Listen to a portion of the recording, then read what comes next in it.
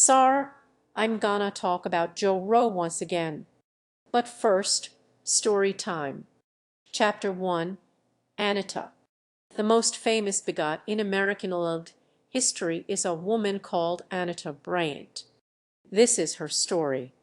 1977 was not a good time to be gay. Is it ever really a good time to be gay? In 1969, the Stonewall riots forced gay rights into national consciousness. The first Pride parades were held in the summer of 1970. And in 1973, the American Psychiatric Association declassified homosexuality as a mental disorder. But only after gay activists disrupted their conference and shouted, "Gay conversion therapy is torture. We have abnormal urges and we will not be silenced." Because that's the only way to get anything done in this country. You have to be super annoying about it. They give you no choice. On January 18, 1977, Dade County, Florida, known for such popular cities as Miami, approved a law that added the phrase affectional or sexual preference to its non-discrimination ordinance, effectively banning housing and employment discrimination on the basis of sexual orientation. And it was just then, as things seemed to be getting better, that Anita Bryant made her little appearance. Anita Bryant, Miss Oklahoma.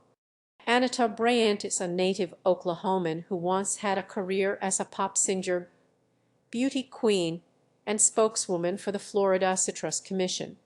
Come to the Florida sunshiny tree, my twins love 100 orange juice from Florida any time of day.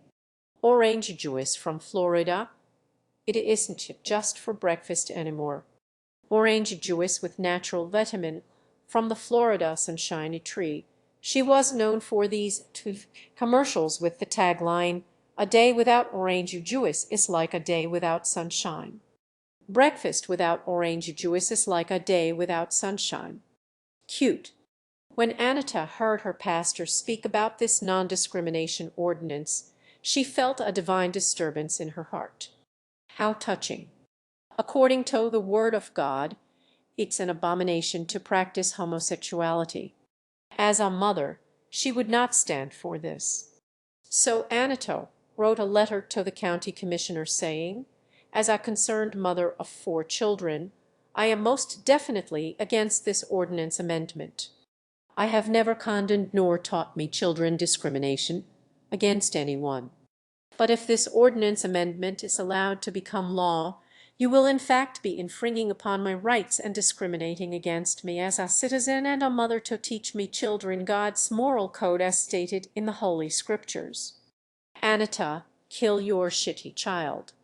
When the amendment passed, Anita created a campaign for its repeal, the Save Our Children Coalition, which sponsored provocative ads implying that gay people are degenerates who ruin communities and seduce children. The campaign has been vicious, with television commercials. The Save Our Children group is appealing to parental anxieties, saying gays will flaunt their homosexuality before impressionable children. The Orange Bowl Parade, Miami's gift to the nation, wholesome entertainment. But in San Francisco, when they take to the streets, it's a parade of homosexuals, men hugging other men, cavorting with little boys. Save Our Children sparked the first organized backlash to gay rights in the United States, escalating the conflict into a national controversy. On one side were the gay rights activists who argued that non-discrimination was a matter of human rights. On the opposing side, Anita Bryant argued that the non-discrimination ordinance would give special privileges to homosexuals. We all believe in human rights, but we don't to believe human rights that would corrupt our children or for individuals to have special privileges that would go against the constitutional rights of normal America. As long as they don't want to flaunt their homosexuality, they have equal rights the same as anyone else. In other words, gay people already have equal rights, just as long as they stay in the closet and don't do anything gay. That's very helpful. Thank you so much, Anita, for standing up for our right to be gay in secret. As long as they do their job and do not want to come out of the closet and force their homosexuality on me in the areas of business or in the schools, they can live their life, and we're not going out after their jobs or trying to get them out of their teaching jobs or housing. Anita also argued that allowing flaunting homosexuals to teach children was tantamount to gay recruitment. Just biologically, that God made mothers so that we could reproduce. Homosexuals cannot reproduce biologically, but they have to reproduce by recruiting our children. It's the exact same argument that's being used today by right-wing politicians who claim that queer people are groomers. Stop confusing our babies with your groomer gender ideologue. This wicked book, Me and Earl and the Dying Girl, sexually indoctrinated with wicked, vile books, and she believes in traditional marriage between a man and a woman, and in that book it talked about two moms. Stay away from the children, creep, or you will regret it. People should definitely arm themselves.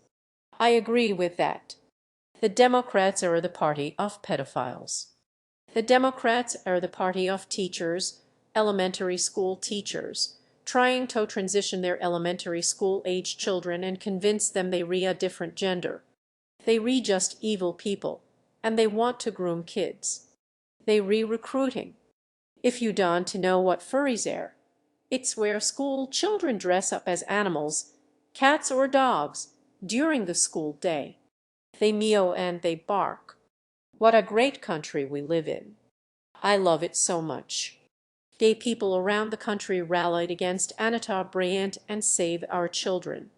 There was a national boycott of Florida orange juice, with many gay bars taking screwdrivers off the menu and replacing them with an apple juice and vodka cocktail called an Anita Bryant. Let's make one now. Forgot me cocktail measure, so I'm just gonna have to eyeball this. Just a dash of apple juice. Give it Oster. Needs a garnish. Stunning. I mean, it's not as good as a screwdriver, but if I was in the 70s, I would be thrown back so many of these goddamned things out of pure spite. There's a story that Troy Perry, the founder of the gay-affirming Metropolitan Community Church, was on a transcontinental flight, and when the attendant put a glass of orange juice on his tray, he said, "Take that away, I'm a homosexual." At gay pride marches in 1977 and 78, anti-Anita Bryant slogans featured prominently on shirts, signs, and buttons. Anita Bryant sucks oranges. A day without lesbians is like a day without sunshine. True. And meanwhile, Anita's campaign inspired more anti-gay legislation, including bans on gay adoption and same-sex marriage, both of which passed in the Florida Senate, as well as the failed Briggs Initiative in California, which would have forced public schools to fire gay teachers. So Anita Bryant was worse than a bigot. She was an influential bigot. But she may also have helped to unify and galvanize gay activists by providing them with a common enemy. According to historian Lillian Federman, Anita Bryant created fervent activists out of those who'd previously been content simply to enjoy their newfound freedoms. Federman cites Eric Hoffer's observation that a mass movement can get along fine without a god, but it won't get along at all without a devil. For gay people all over the country, Anita Bryant became that devil. I think that she is rallying the community together like I have never seen before. There's no way I could be done it on me own. So even though she succeeded in her initial goal to repeal the non-discrimination ordinance, there is no question that in the long term, Anita Bryant was the loser. She took a lot awfuls. Rip. That must be super hard for her. For the short remainder of her career, gay activists protested her events. They shut down the tour for her book about how persecuted she was by the militant homosexual, and they succeeded in turning public opinion against Anita Bryant to the point that she became virtually unemployable in mainstream entertainment. And a help that she came across as kind of a judgmental prude that even hip straight people didn't want to be associated with. Our top story tonight: Anita Bryant, former mediocre actress and orange Jewish promoter, performed coitus in public yesterday and started a campaign to promote heterosexuality. "We don't serve orange Jewish anymore," like she famously told Playboy magazine. "Why do you think the homosexuals are called fruits? It's because they eat the forbidden fruit of the tree of life. God referred to men as trees, and because the homosexuals eat the forbidden fruit, which is male sperm. Oh me God. Like the woman is heterosexual cringe. This is how you lose the culture war. So let—" and went into a place called Norfolk, Virginia, and were met with protest and all kinds of problems. And every woe. Security agents, security agents. No, no, let him stay. No, let him stay. Well, at least it's a fruit pie. Miami-Dade County finally reinstated the non-discrimination ordinance in 1998, and they added gender identity to its protections in 2014.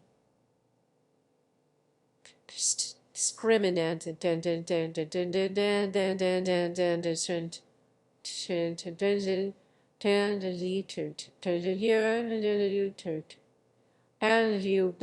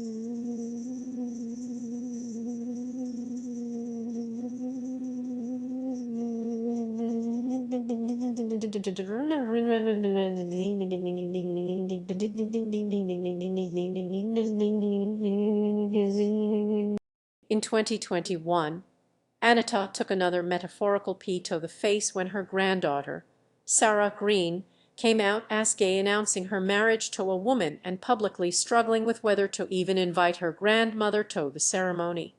It's very hard to argue with someone who thinks that like an integral part of your identity is just an evil delusion. That it is, Sarah. That it is. So that's the story of Anita Bryant as students of old history know it. But isn't it a bit one-sided? Wasn't there a lot of toxicity on both sides? The Anita Bryant forces talk of absolute truth and morality. Gay leaders are equally dogmatic about human rights. A plague on both their houses. Isn't it cruel even to slur Anita as a bigot and a homophobe? In fact, isn't it possible that Anita Bryant was the real victim? Oh no, oh no, I can't do this anymore. I am eating me pay. I am eating me goddamn pee. Chapter 2, The Witch Trials of Anita Bryant. God help us all. The mainstream media would have us believe that Anita Bryant is a so-called homophobe, some kind of hateful bigot. But isn't this just an authoritarian tactic used to silence valid concerns? Mothers in this country are worried about their children going to school to be taught by perverts. How can we be so sure that the militant homosexuals weren't the real bigots? Isn't it possible that Anita Bryant was the first victim of cancel culture, of, dare I say, wokeism? Well, no, that's the dumbest thing I've ever heard in my entire life. That's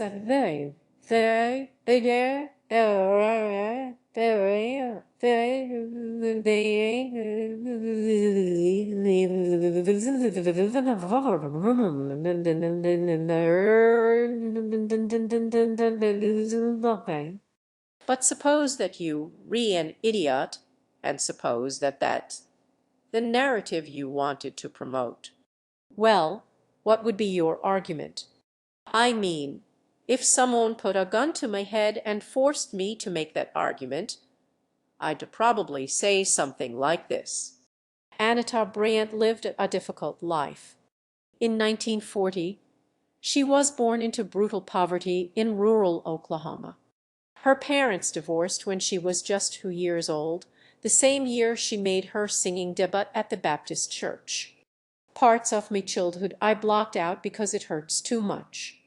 I guess I was happiest when I was 8 years old, and my parents were remarried, and I was baptized and came to know Christ as me personal Savior. Her father abandoned the family again when she was 12. It was real painful, and it just about killed my mother. She was a very submissive wife. She was too submissive, and it angered me. She let my dad step all over her. Because of him, I think I went through life for a long time hating all men. Anita described her most intense adolescent memory as a feeling of intense ambition. As, as is,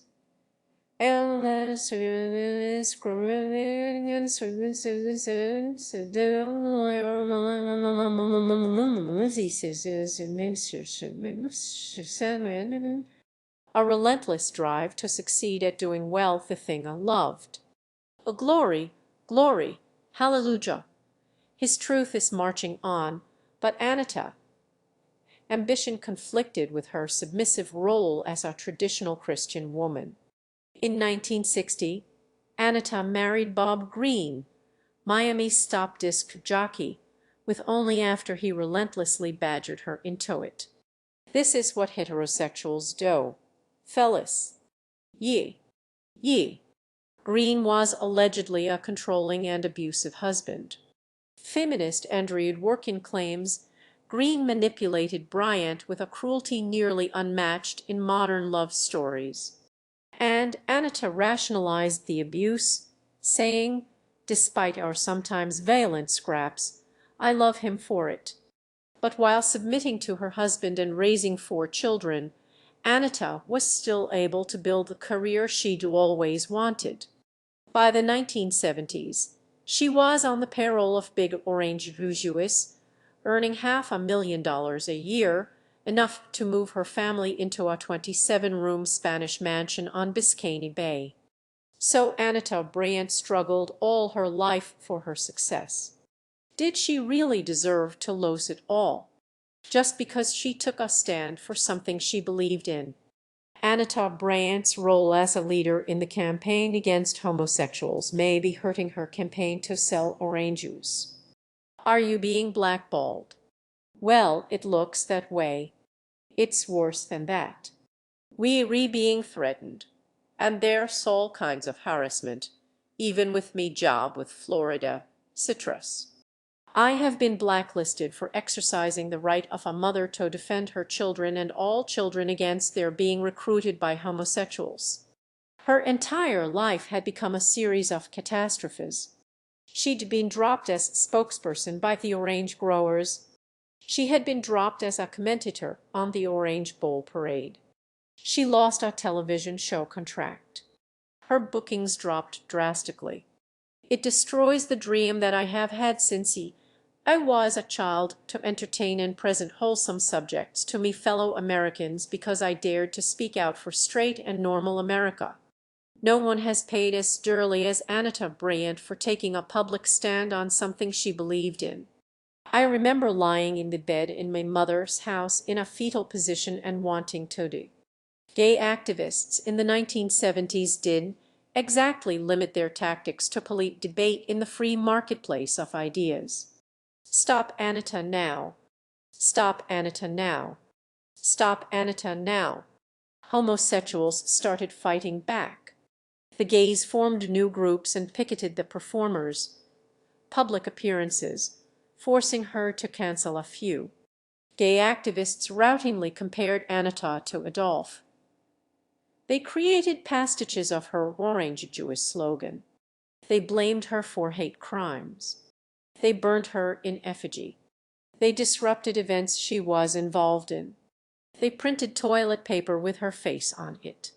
Some sent Anita death threats. Or they mailed her rotting oranges, dead cockroaches, human excrement. Dead you. See, this is how you canceled people before phones. Instead of shitposting, you would simply mail actual human shit through the United States Postal Service. Neither snow nor rain nor heat nor gloom of night. Anita's husband pleaded to supporters. How would you men feel if you opened a letter and there was a photo of your wife's head superimposed on some other female nude body in the most lewd and shocking sexual act you can imagine? You can imagine it quite a lot. I do think it would be fair to say that a lot of the rhetoric did take on a misogynistic tone.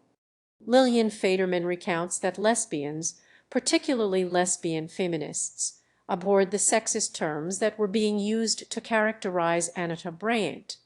Bitch and whore, gay men called her. The harassment escalated to the point where Anita had to cancel her book tour due to demonstrations and bomb threats from gay activists. And, of course, there was the pie. Oh, so much for the tolerant Mattachine society. It's kind of a deep cut. Well, something to entertain the boomer queers. Gay activists claimed to stand for human rights, but what about Anita's right to free speech? I wish I had some literal pearls to clutch.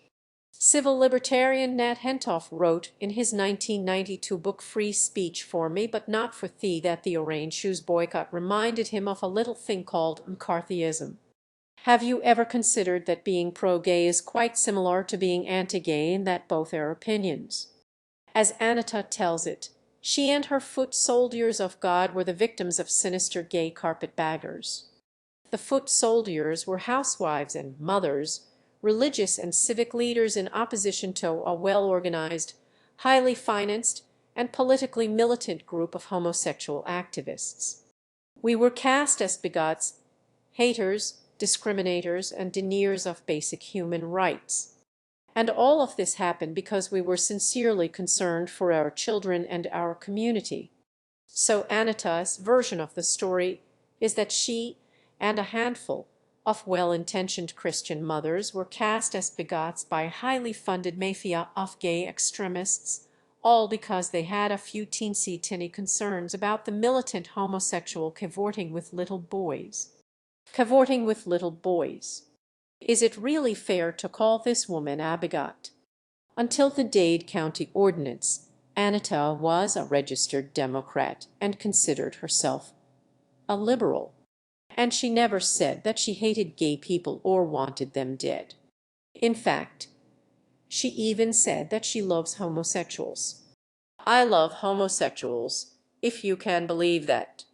I love them enough to tell them the truth, because I know that there is hope for the homosexuals, that if they are willing to turn from sin the same as any individual, that they can be ex-homosexuals the same as there can be an ex-murderer, an ex-thief, or ex-anybody. She loves homosexuals because they can change, just like murderers. Would Abigail have said that? Just about fucking had it. Anita was so kind-hearted, she even said that she related to the homosexual. I can relate to the homosexual because I've had emotional scars in my own life. I really felt the rejection of my father, and that is one of the things that maybe leads someone in going into homosexuality. Look, I don't hate homosexuals. That's the truth, no matter what they think of my motives. Ivy always said I love the sinner, but I hate the sin. Whoa, what an empath. You know, I actually think it's really noble how she's able to project all of her own emotional baggage onto the marginalized group whose rights she's trying to take away. Okay, so we've given a fair hearing to both sides. Too many sides. We've considered all the evidence. Now, let's suppose there's no longer a gun to my head and ask, did Anita Bryant really deserve that P to the face? Well, yes, obviously. Look, the point I'm trying to make here is that it's possible to take genuine virtues like nuance, empathy, and impartiality and to twist them into fucked up apologia for horrible oppressive behavior. If you play this game long enough, you can essentially explain away the entire concept of bigotry and conclude that, in reality, there are no bigots. There's only tragically misunderstood people with difficult childhoods and valid concerns cruelly demonized by militant activists defaming and silencing them with such reputation-ruining slurs as homophobe. Now, because you viewers are smart, media-literate people, you understand framing, so you already know that I'm about to compare Anita Bryant to Rowling. In case you didn't know, Jake Rowling. Case you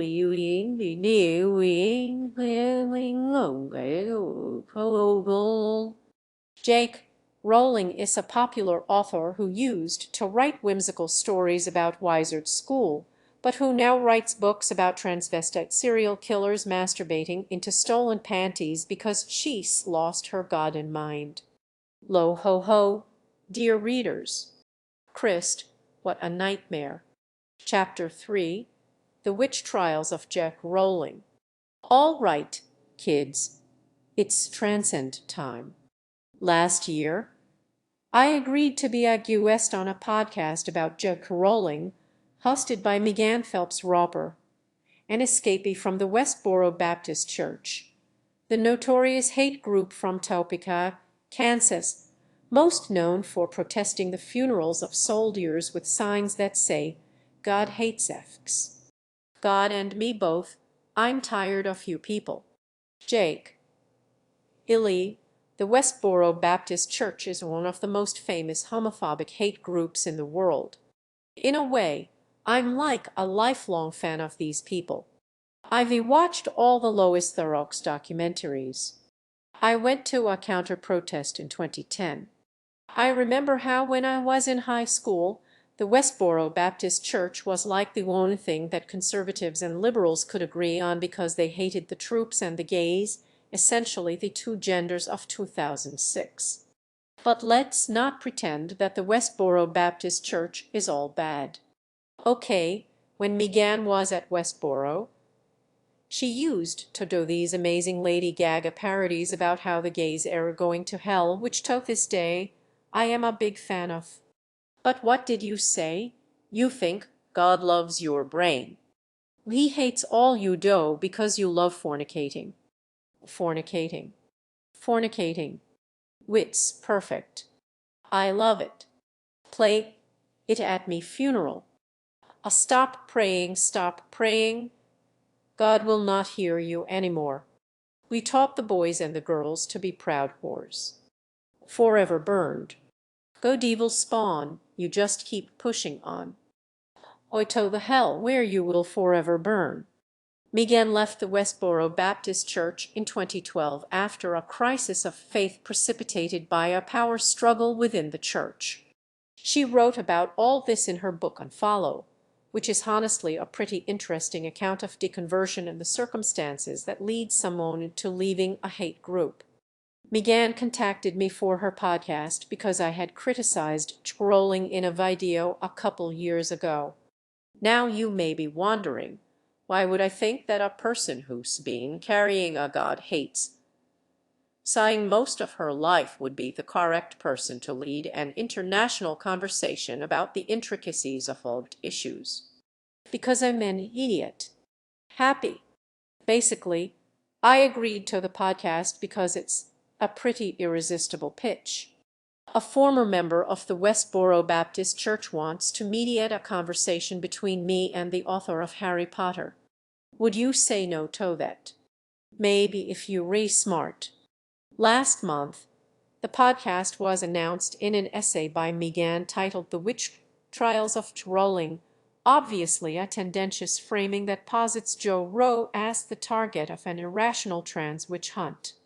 The essay included a teaser quote from Rowling complaining that she's been profoundly misunderstood, as well as a photo of an angry trans mob holding a Rotten Hell Rowling sign juxtaposed with an image of conservative Christians burning Harry Potter books in the early 2000s.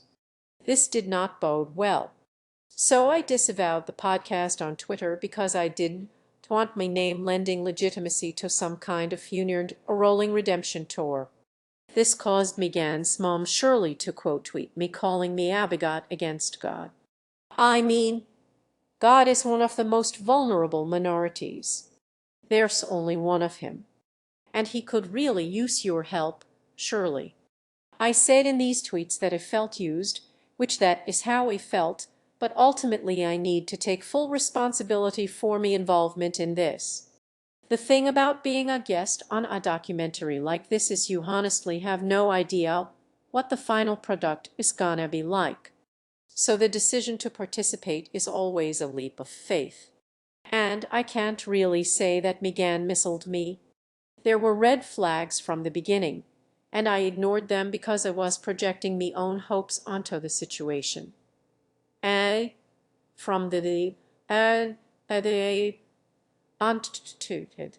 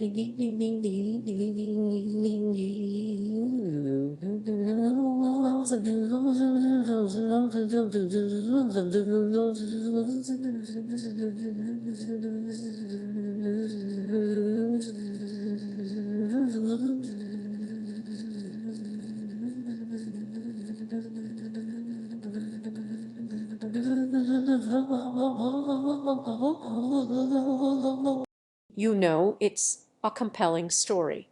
I like the idea that this famous former bigot could talk some sense into a famous current bigot. We all love a good redemption arc, and I started me career de-radicalizing the alt-right. That's something I've moved away from, but there's a still part of me that wants to see the best in people and to believe that people can change if you just talk to them and make a good enough argument. Maybe me wishful thinking was that because Megan left Westboro, that must mean that she must understand the intricacies of anti-bigotry, right? And despite no evidence for this, my hope was that Megan would act as a trans ally and could be really effective at confronting JoRo about all the transphobic stuff she says. Right. Wrong. I'm a robber, and these are the witch trials of Jack Rowling. There was the witch trials of Jack. Rowling is more than 7 hours of apologetics for Jacker. The podcast presents Rowling as a complex, humane, heroic figure with an inspiring feminist backstory. Jo Rowling's rise to success is this sort of feminist Cinderella story, now cruelly besieged by a vicious mob of transgender activists. Birds go home, birds go home, all because she, as a woman, had a few tiny concerns about the transgender rapists. I had been becoming increasingly concerned about the way in which women were being shut down. Women who we felt had some very valid concerns. Megan uncritically accepts Rowling's framing of the conflict as feminists versus trans rights activists, whom Rowling describes as a powerful, insidious, misogynistic movement. For the first 5 hours of this podcast, Rowling's critics are presented as an irrational mob of enraged, shrieking, sexually violent fanatics. You are murdering trans children. Just get up and attack. A huge amount of, I want her to choke on me fat trans dick. And you did it at me birthday dinner. There's this one clip of some kind of Antifa super soldier, abrasive screaming that they play like once per episode. Fuck you, you ugly piece of shit. You look like you got your teeth knocked out, you fucking fascist. Nobody knows who you are and nobody cares and you will die alone. And then it usually cuts to, like, somber monks chanting some kind of medieval lament. You will die alone and you will burn in hell. You will die alone and you will burn in hell. Just in case you did, to get from the title that this is a witch hunt. You will die alone and you will burn in hell. Do you guys get it? Do you get it yet? You got your teeth knocked out, you fucking fascist. Just get up and attack.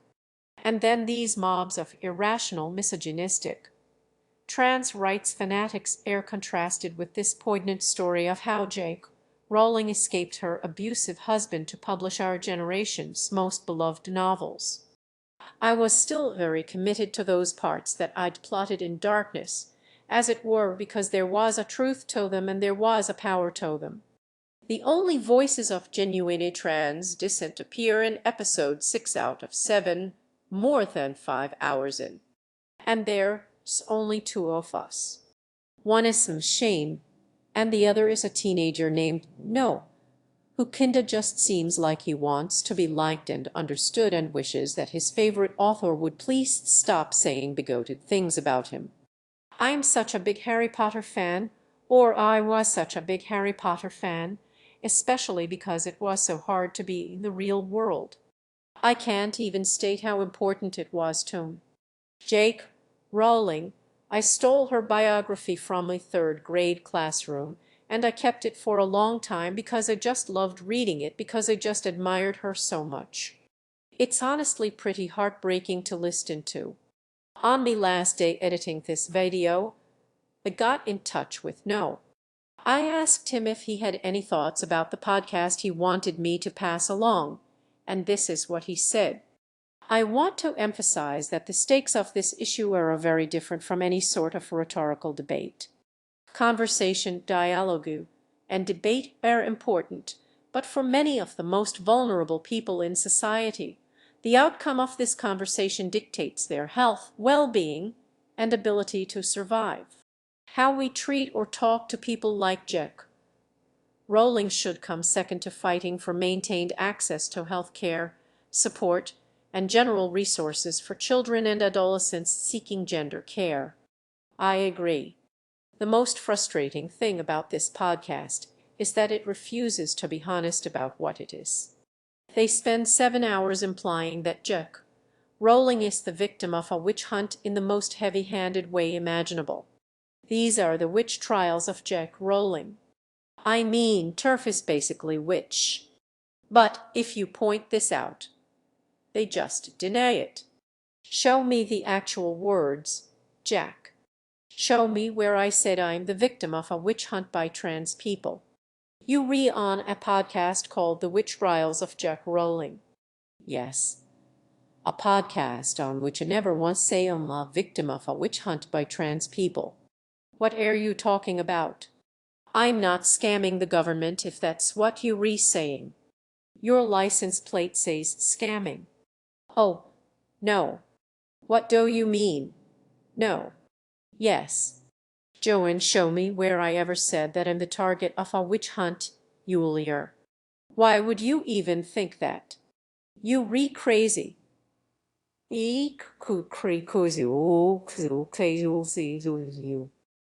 the way, come get your This Witch Doe Isn't a Burn t-shirt for sale now at Wild Woman Workshop. And Megan is not much better. Like, there's this whole section in episode 2 where Megan interviews Christians who burned Harry Potter books in the 1990s, and this is obviously meant to be foreshadowing. So, looking back, would you say that the Christian parents were maybe part of a moral panic? Yeah, absolutely. It's a scary world out there. Megan doesn't explicitly say she thinks trans protests against JoRo are equivalent to the Christian ones in the 90s, but she does heavily imply it. There was an explosive reaction to Rowling's tweets, which led many, including lifelong fans of her work, to condemn her and to call for her books to be banned, boycotted, and in some cases, burned. When confronted about the obvious implications of the podcast's title, Megan said the title is ambiguous. Toward the end of her conversations, I spent a long time talking with Jack Rowling about discernment, about how a person can ever know if they re standing up for what's right or joining a moral panic. I think you will be surprised by the thoughts she shares. Megan, I was not surprised. I know we won't ever regret having stood up on this issue. Ever. The podcast released new episodes weekly, and whenever Megan was challenged about the blatant one-sidedness, Megan would respond, "Oh, you just think that because you haven't listened to the whole podcast yet. Maybe you should preserve judgment. Maybe you should preserve judgment." Much more of other perspectives is coming. Make sure to tune in next week. More bombshell revelations to come. Well, I've listened to the whole podcast now, and I truly do not think that anyone with basic media comprehension skills could come away from this thinking that the main intent was anything other than to portray Jack Rowling as the martyr of an unjust, what's the word, witch hunt. This is the obvious implication of the podcast from the first words to the very last. And of course, Rowling does literally get the last word. The final episode concludes with this: "There are more important things in this world than being popular, and that doesn't mean it's more important to me to be right. It means it's more important to me to do the right thing." Why would you end on that note? Why would anything about this podcast be the way it is if Megan didn't fundamentally believe that Jack Rowling isn't right? I don't regret it because I did the right thing. Because I did the right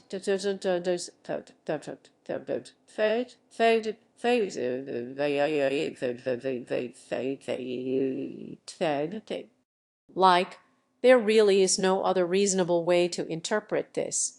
So I wish that she would just be honest.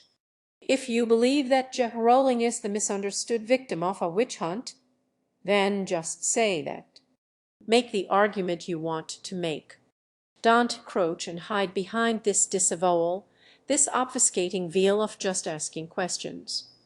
Don't rely on innuendo and framing and lachrymose Gregorian chanting to make your point while coyly denying you have any kind of agenda beyond "I just believe" in conversation. I don't know. I just find this a slippery and dishonest way to argue. But if you happen to be a fan of slippery and dishonest arguments, you're in luck because there is more where that came from. This video is sponsored by Canabox. Canabox offers fresh human meat delivered directly to your doorstep. As an alphabet mafiosa, sometimes I just can't fit the most dangerous game into me busy lifestyle of destroying the family and recruiting children. Whenever a new box arrives, I get out me copy of Bless This Food, the Anita Bryant family cookbook. The best thing about human meat delivered to your home by mail in the dead of night. You don't know who you reading, so it's totally guilt-free and ethically sourced. Maybe. There's no ethical consumption under capitalism. That means you're not allowed to cancel me. Chapter 4, JoRo's Transphobia. That's it. I'm going full Slytherin. In episode 5 of The Witch Trials of Rowling, JoRo compares trans activists to Death Eaters, the fictionalized fascists in Harry Potter. My position is that this activist movement in the form that it's currently taking it shows the very thing that I was warning against in Harry Potter. The Death Eaters claimed we have been made to live in secret, and now is our time. I am fighting what I see as a powerful, insidious, misogynistic movement. When an article then claimed she had equated trans people to Death Eaters, the podcast's firm reached out, demanding a correction, because she only equated the movement to Death Eaters, not trans people in general. Yeah, I don't hate marginalized people. I just hate it when they advocate for themselves. So I do have to be very careful with me wording here, lest a defamation letter arrive by all. Rowling's bigotry is exhausting to argue with, because she expresses it as an endless series of what are called Mott and Bailey arguments. A Mott and Bailey argument is named after a type of castle consisting of a motte, that is a tower atop a mound or hill, easy to defend, and a bailey, a fenced courtyard that's much more vulnerable to attack, difficult to defend. So a Mott and Bailey argument is when someone makes a provocative claim that's difficult to defend. The bailey. And then, when confronted with counterarguments, they walk it back to a much less controversial and easy-to-defend version of the claim, the motte. For example, Rowling will make an ambiguous claim like sex is real. What does she mean by that? What are the implications? Well, in the podcast, she explains that she thinks it's very sinister that in the Associated Press style guide, it says that instead of referring to a trans woman as a man who identifies as a woman, journalists should simply say a trans woman is a woman. That from the Associated Press is hugely powerful.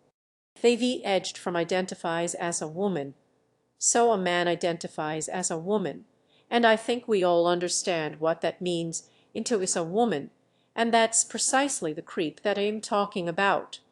We are using language to make accurate the definition of sex difference unspeakable, which is of course false because the words trans and cis exist precisely to make it easy to talk about sex difference.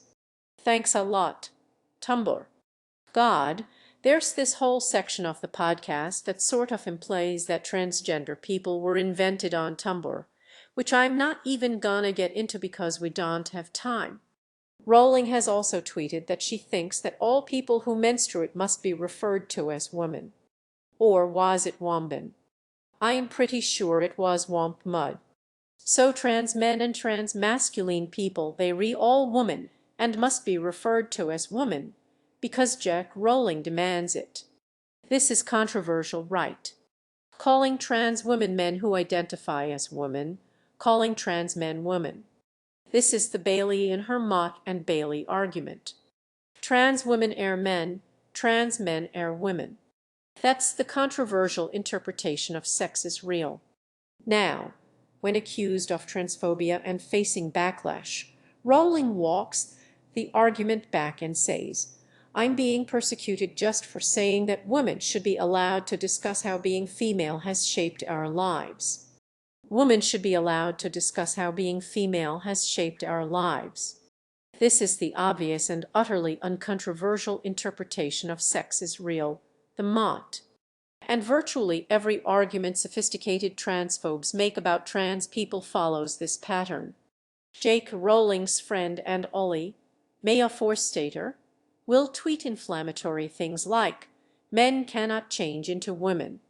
But then when she's criticized, she'll say that she's being attacked for gender-critical belief.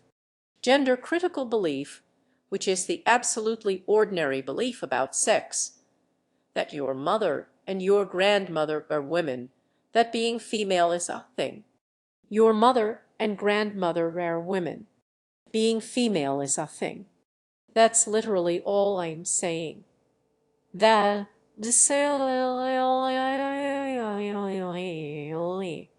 But if that's literally all she was saying, then no one would be mad, would they? 9. Gnar. Men cannot change into women, is the Bailey. Your mom is a woman, is the Mott. Your mom's a woman. Ah. This is why arguing with these people is infuriating. They'll insinuate that trans women are dangerous rapists, exhibitionists, and voyeurs. Then, when trans people understandably get mad, they all say, "Look, I'm being attacked just for saying that being female is part of my experience." It's dishonest. They talk a bunch of trash about trans people, and then when trans people talk trash back, they pretend that they were being victimized for making totally innocuous statements. We could name this behavior the birthday boy argument. I dated a 5'8" guy who taunt every jacked 6'3" bro he met until they'd pull their fist back to beat him up, whereupon my ex would go, "Hey, hey, hey, come on, I'm a little guy, I'm just a little guy. No, it's also me birthday, I'm a little birthday boy." And somehow it always worked. So a birthday boy argument is when you make aggressive, inflammatory assertions, followed by teacher, look what he's doing to 'm, when the target reacts with anything less than extreme politeness. Another common tactic you all see anytime Rowling's Transphobia is discussed is you will see someone jump in to say, "Show me one thing she said that's transphobic." For example, here someone on Twitter called large premimeter do search someone on Twitter. It's funny, isn't it, how these people will insist that awkward, inclusive language like people who menstruate is horribly oppressive and degrading, but then they'll just straight up call themselves large gay meat producer, which, by the way, is Rowling's definition of a woman. The woman is the producer of the large gametes. Oh, I like it. It's a very brood mother. That Rowling's words regularly appear in gender-critical arguments shows the massive influence that she has in the anti-trans movement. She's like their queen, their leader, their headmistress. She's the best thing that ever happened to them, because Sheila Jeffries certainly was persuading a lot of people. If you know, you know. Large gay meat producer says she isn't anti-trans. Give me just one direct quote that she has said which is anti-trans. Oh, what's that? You can't find one. Well, color me shocked. Imagine. Before we waste our time trying to provide examples, let's take a look at large gay meat producer's profile. Trans women are not women, they are men. Trans men are not men, they are women. Nothing can change that. Sexist binary. Like if this person doesn't think that trans women are men, trans men are women is a transphobic statement, then what would they consider a transphobic statement? This is why the first question you should always ask such people is, do you believe that transphobia is a legitimate concept? What are some examples of statements that you would consider transphobic? Because many of them don't to believe that transphobia is a valid concept because they don't think that trans people are a legitimate minority. There's no such thing as a trans woman. There's no such thing as a trans person. There is no such thing. There are people that call themselves these things that may have other issues manifesting that then make them think they read this, but no. We have to stop using any words like transgender. There may be more words that we have to say in order to say that. We may call it transgender ideology, but when it comes to a person, they may be following transgender ideology, but they are not transgender. There is no such thing as a man or a woman being anything other than a man or a woman. So when they say, "Show me an example of something transphobic," Jack Rowling has said, "This is a trap.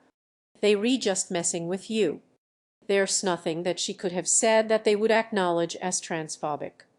Now, if you re someone who believes that transphobia is a valid concept and you believe that trans people are a legitimate minority, but you just genuinely are unaware of what Jack Rowling has said on the topic, then I'll refer you to my past video on Jack Rowling's transphobia rather than recapping it all here. Just keep in mind that she's gotten significantly worse since he made that video. I mean, just look at her Twitter feed.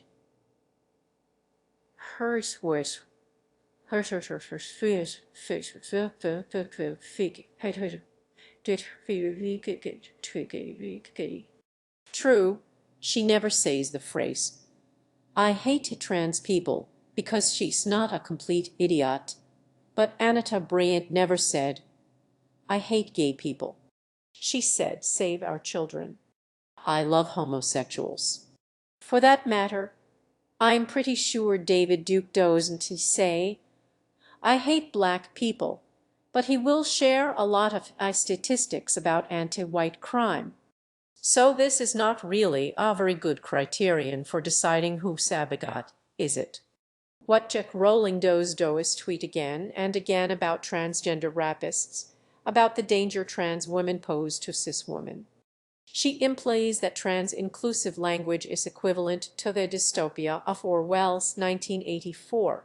She writes at length about the vague, nefarious cabal of endocrinologists and ideologues that is supposedly persuading confused, vulnerable girls to transition.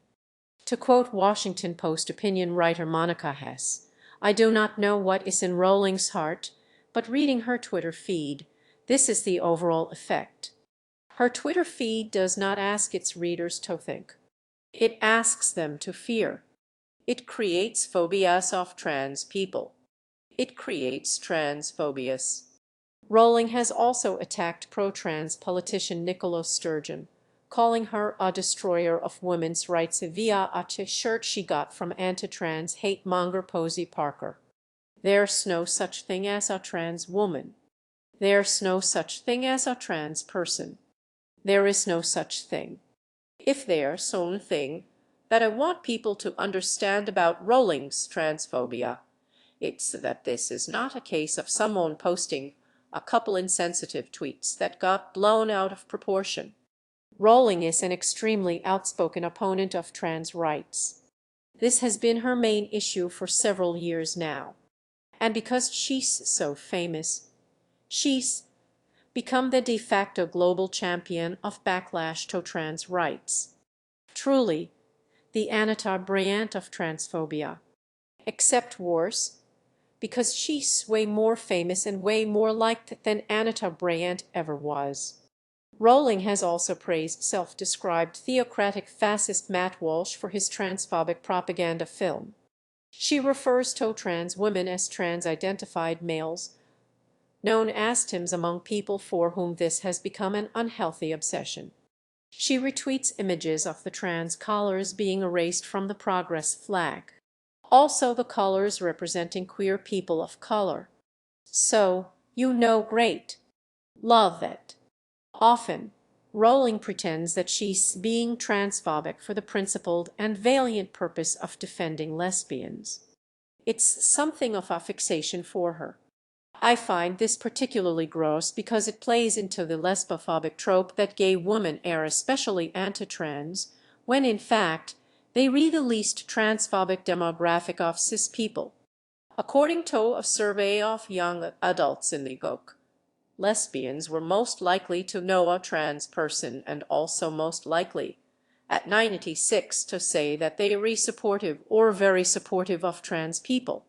So I think it's fair to say that most gay women are probably not super thrilled whenever JoRo, the lesbian defender, logs on. My own partner is a cis lesbian, and I asked her if she enjoys Jack Rowling defending her from the transsexuals, and she said, "It makes me wanna gouge out my eyes like Oedipus. By the way, here is J. Rowling enjoying a bit of banter with her friend Baroness Emma Nicholson, the co-founder of Rowling's charity Lumo. Baroness Nicholson is a conservative member of the House of Lords who voted against same-sex marriage in 2013. In 2020, she tweeted in defense of her vote, claiming that gay marriage would lead to degrading the status of women and girls. Truly one of the great lesbian allies. And in 2022, here is Jack Rowling joking around with Lady Nicholson. Rowling joking with the anti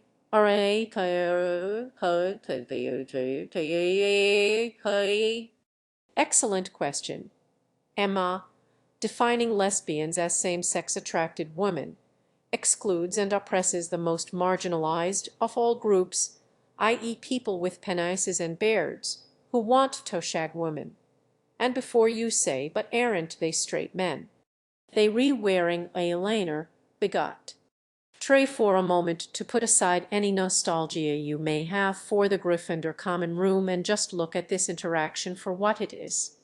Two straight women, one of whom is a homophobic peer of the realm, having a nice little chuckle together about how trans women are men wearing eyeliner.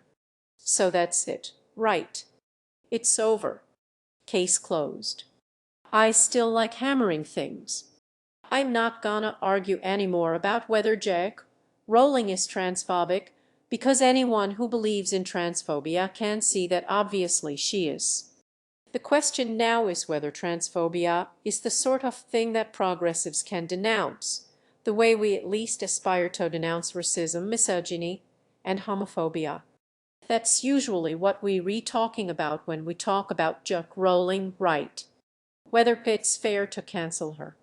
That's what the witch trials of Jack Rowling is about. The Rowling debate is a proxy for a larger question. Is transphobia a legitimate viewpoint worthy of polite consideration and respect in liberal humane society? Or is it just an ugly prejudice that we can justifiably react to with scorn and condemnation? And there's an even broader question here about whether we can justifiably react to anything with scorn and condemnation. Is canceling ever warranted? Is it right to condemn racism, homophobia, and misogyny? Or should we allow spokespeople for these prejudices a respected position in the free marketplace of ideas where we can all sit around debating the legitimacy of gay marriage or the possible merits of a white ethnostate? Is the final solution a myth promulgated by the international Jew? Are yoga pants to blame for sexual violence? Wouldn't the taxpayer save a lot of money if there weren't so many disabled people? Who knows? These are open questions. Let's sit down with people on both sides, on many sides, and have calm, civil conversations about it for the rest of our goddamn lives. Chapter 5. Debate. Sar, I know I did this look before and it's not related to the video topic at all, but it just makes me feel sliving. But to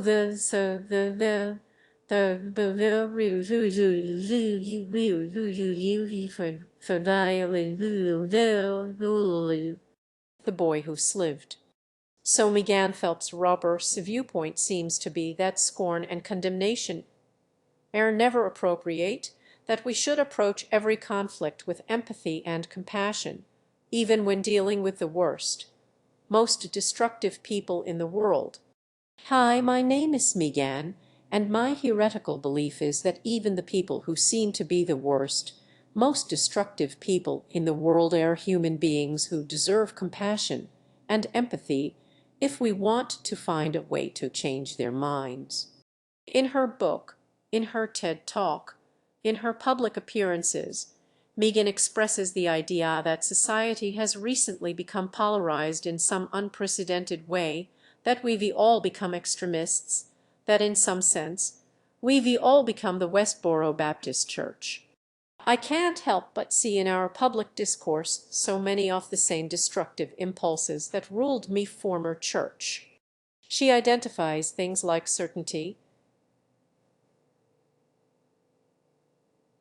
vilification versus them think is suppression of empathy, and celebration of public death, misfortune, Westboro like element of. And this really bothers me, Gan, because she claims that a decade ago, when she went on Twitter to tweet about how marriage is abominable to God, it was people who engaged her in a civil, rational way that eventually led her to renouncing Westboro's ideology.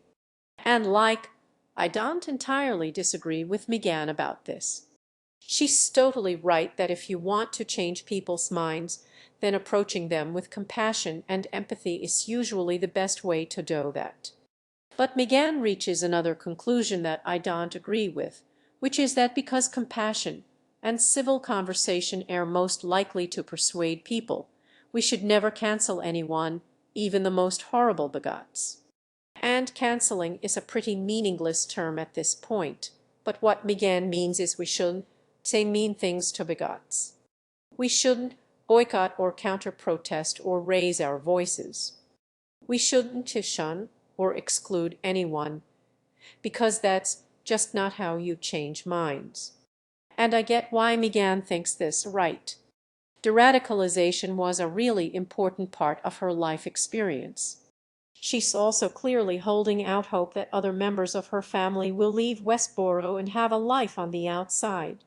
She has a quote from her mom in her Twitter bio. The last lines of her book address her family. I want to tell them that I love them.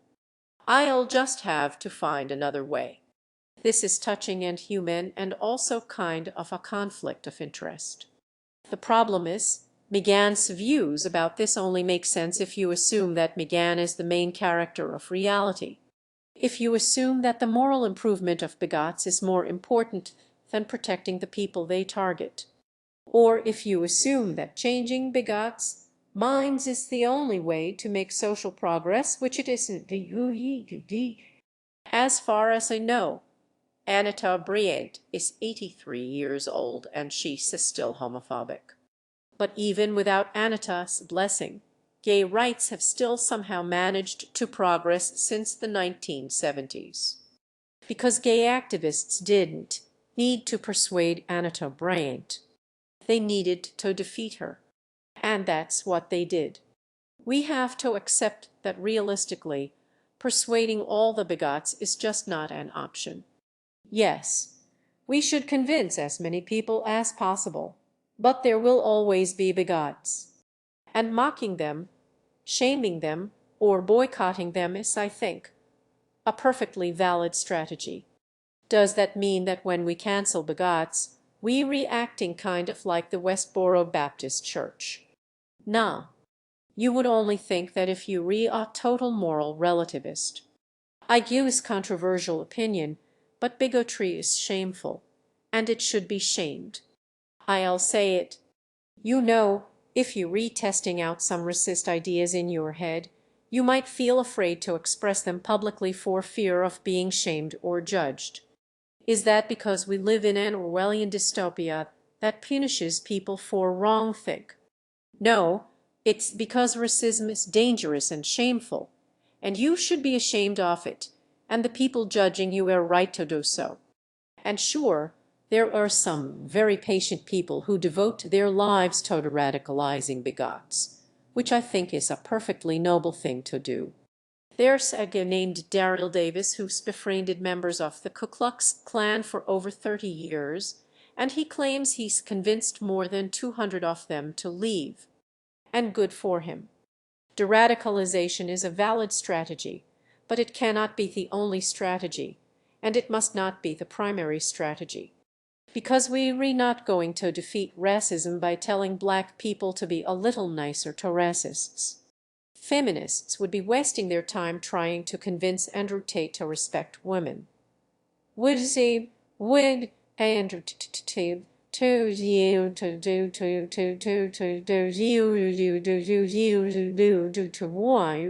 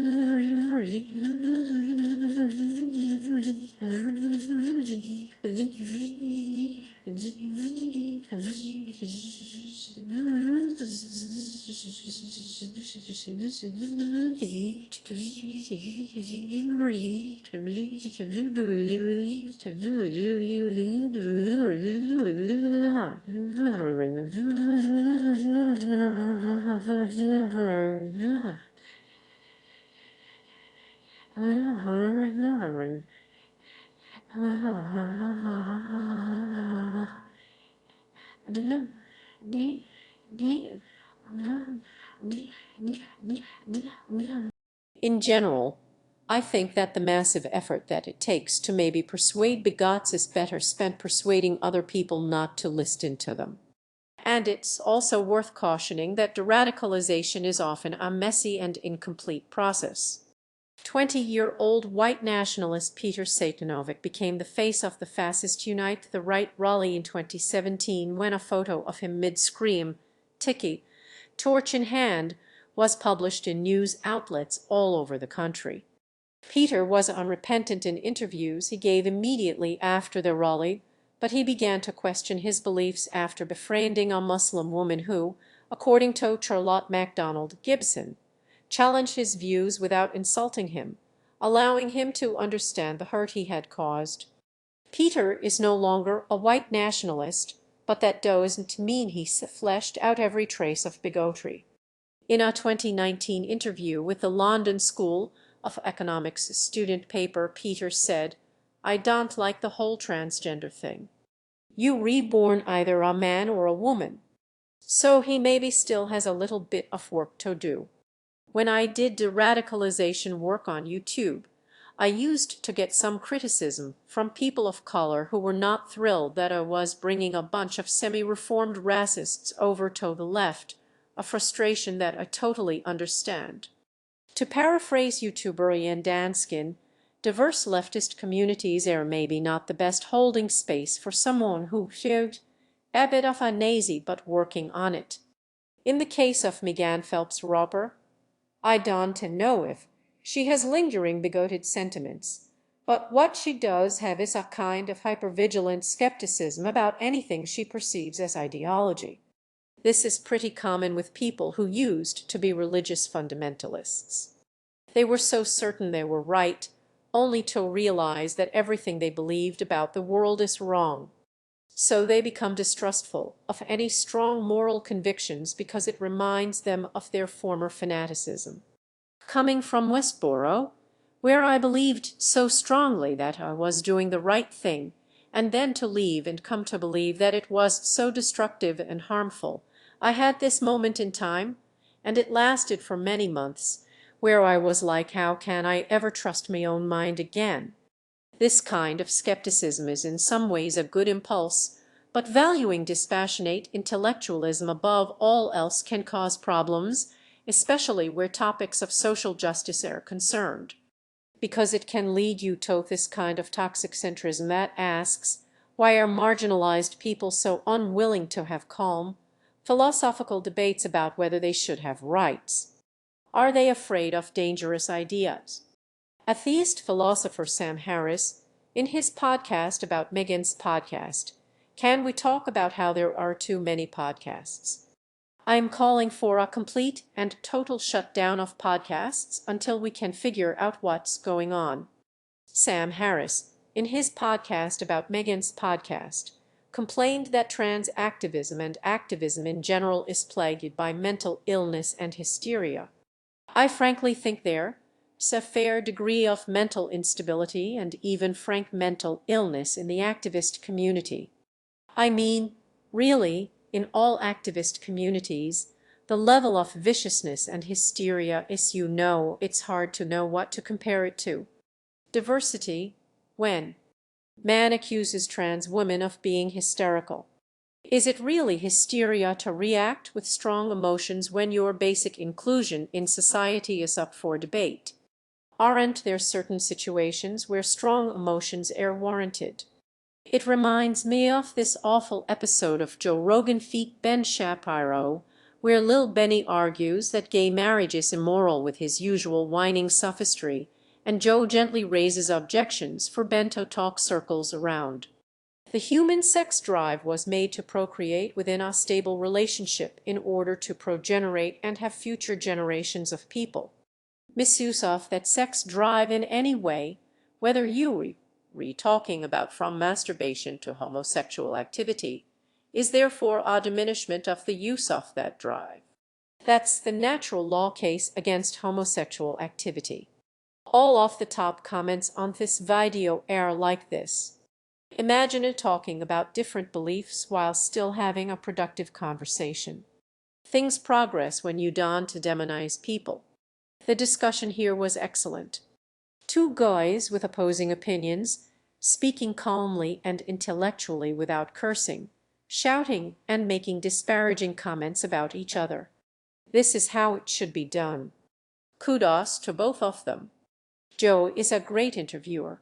He can totally disagree with someone and still have a calm, collective conversation.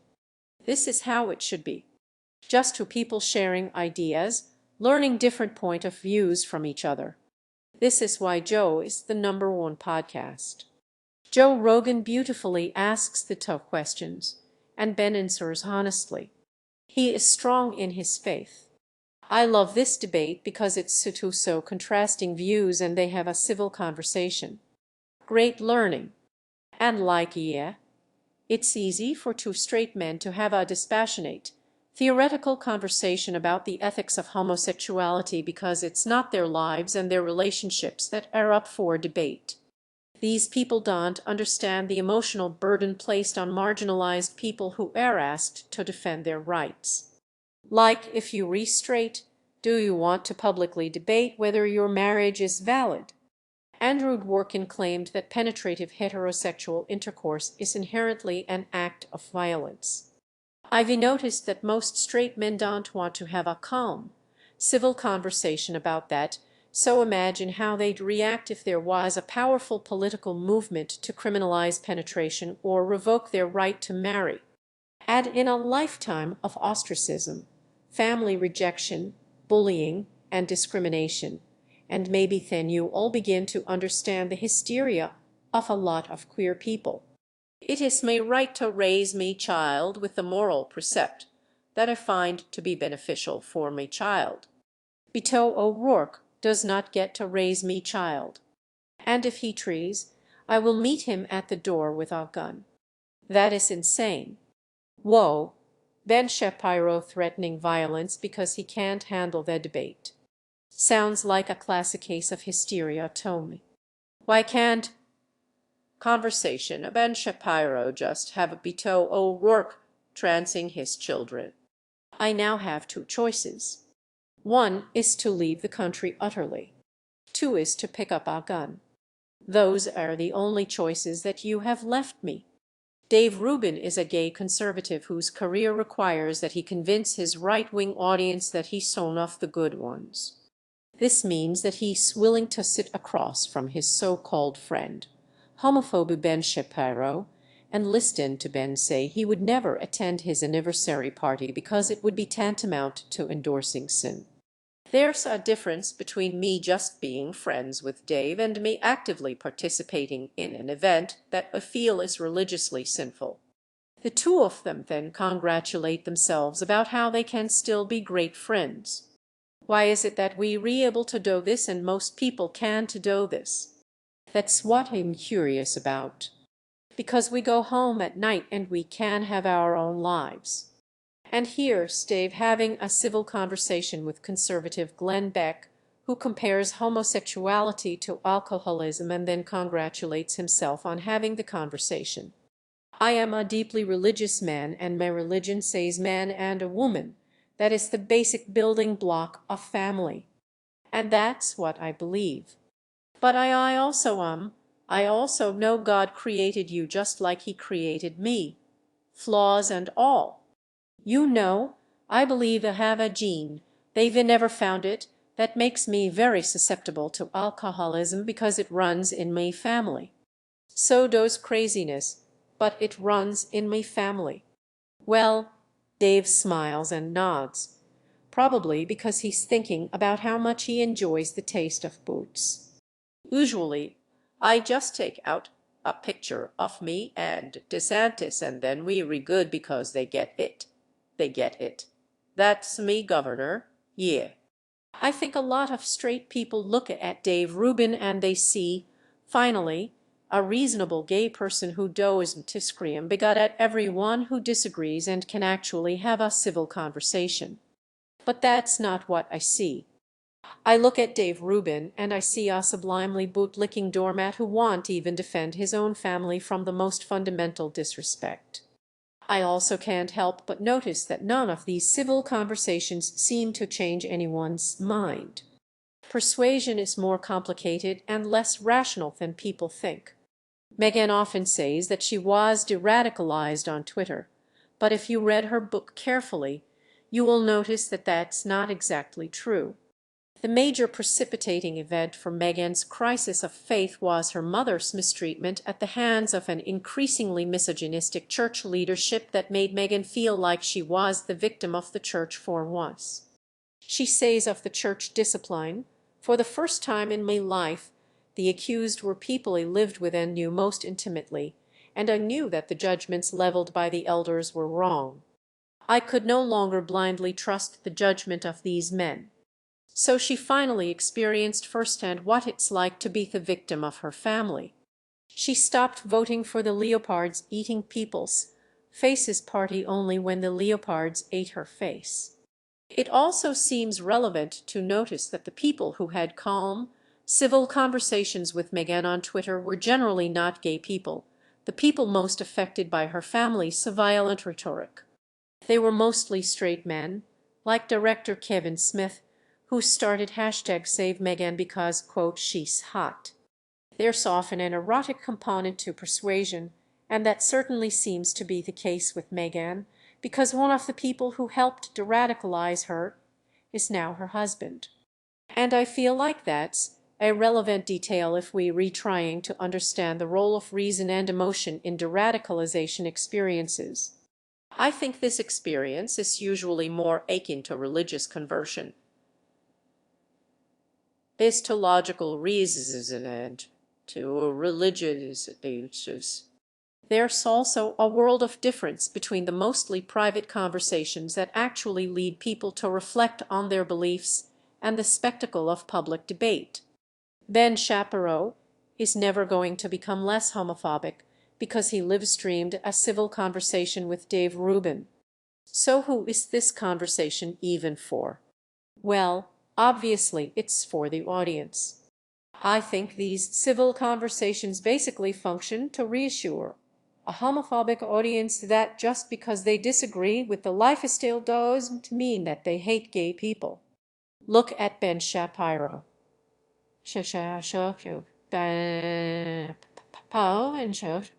He is friends with a gay. Public debate is one way that we define the limits of the Overton window, the range of beliefs that are socially acceptable to hold. So often people who want to promote bigotry will use debate as a foot in the door. It's a way of establishing that their prejudices are within the realm of reasonable and socially accepted opinion. Here's obsessive anti-trans bigot Graham Linehan in a fury that a drag queen is on Doctor Who without the British public having a proper debate about these issues. Now, Why do we need to have a proper debate about whether drag queens should be allowed on television when drag performance has been a staple of British entertainment since at least the time of Shakespeare? Life is a joke that's just begun. I am, I am, I am, I am, I am, I am mine, I am mine, I am, I ring, I progress school, fishy, fishy, fishy, fish.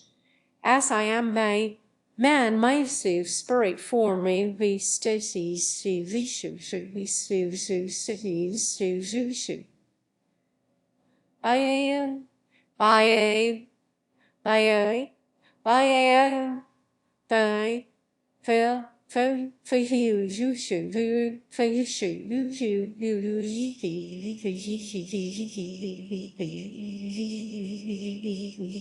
fine, for now, I am, fine, by fine line. Fishy, fishy,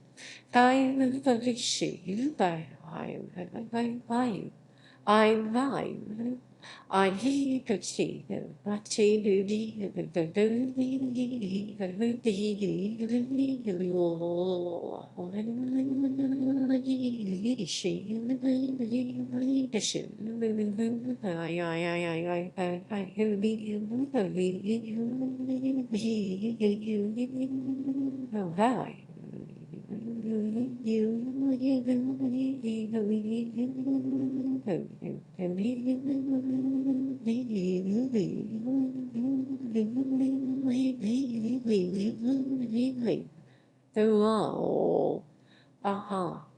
oh, oh.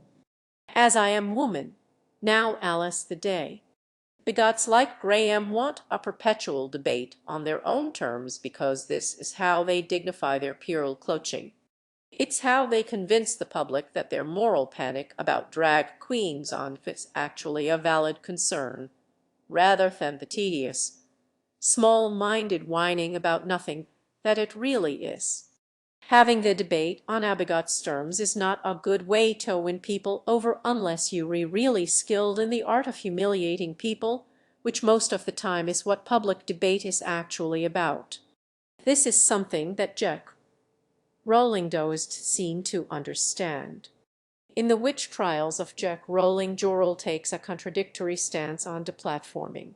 She brings up right-wing provocateur Yiannopoulos, saying that activists are making a strategic error and giving Milo power by protesting his events, making him look dangerous and sexy.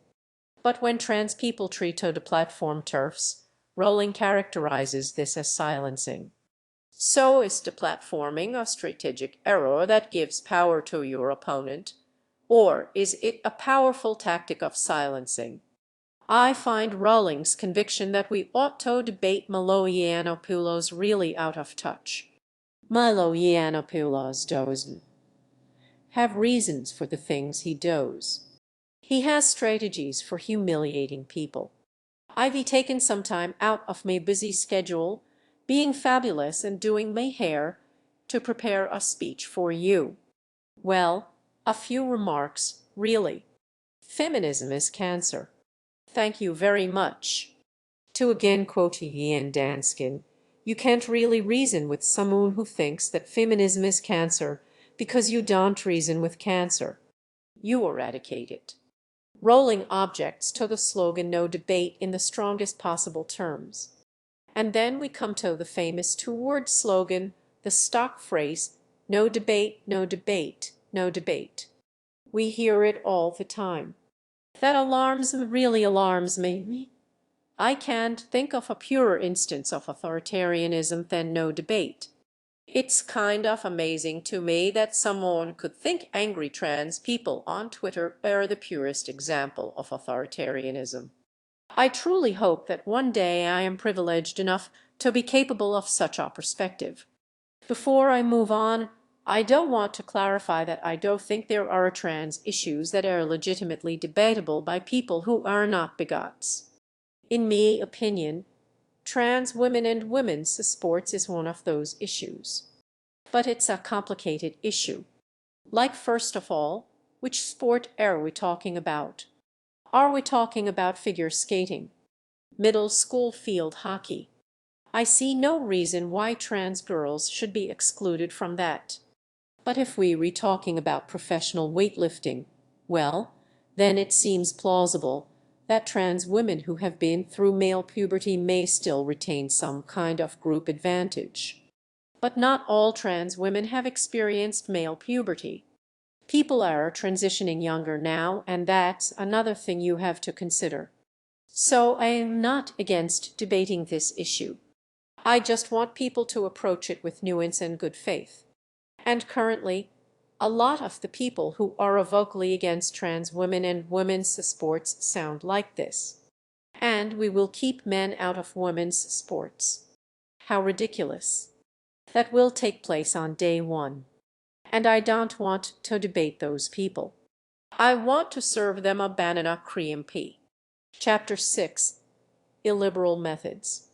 One of Rowling's core complaints about the trans rights movement is she sees it as illiberal in its methods.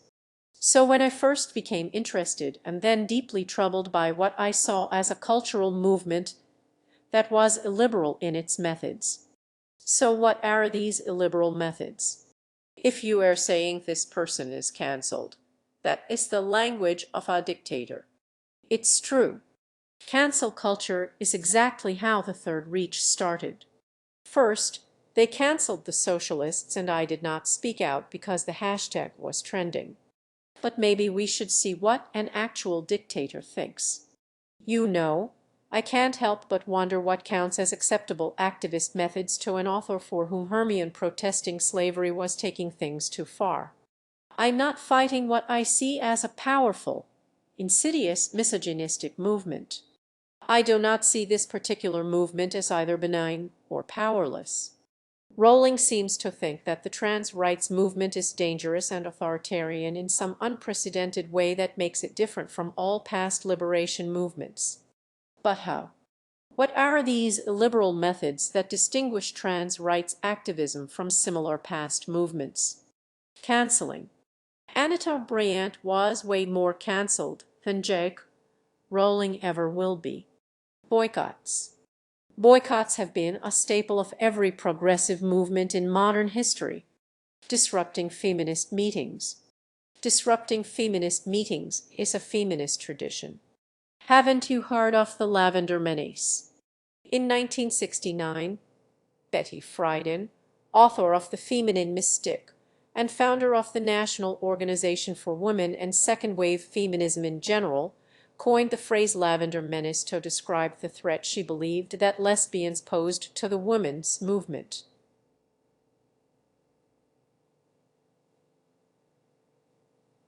To the sound of Seville, who is it Seville, or Seville, Fabio, or you, where you why are we, why are you going to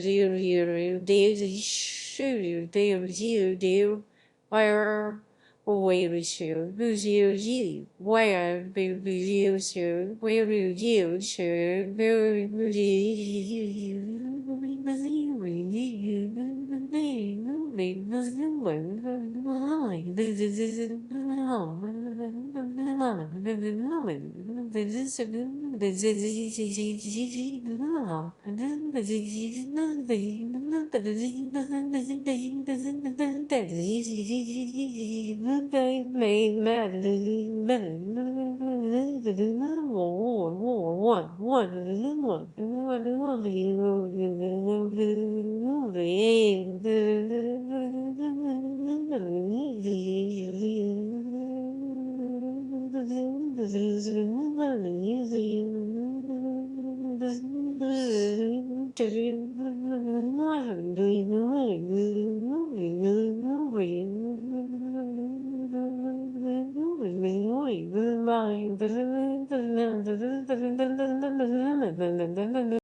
Frieden was worried that being associated with lesbians would make it easy to dismiss the movement as a bunch of mannish man-haters.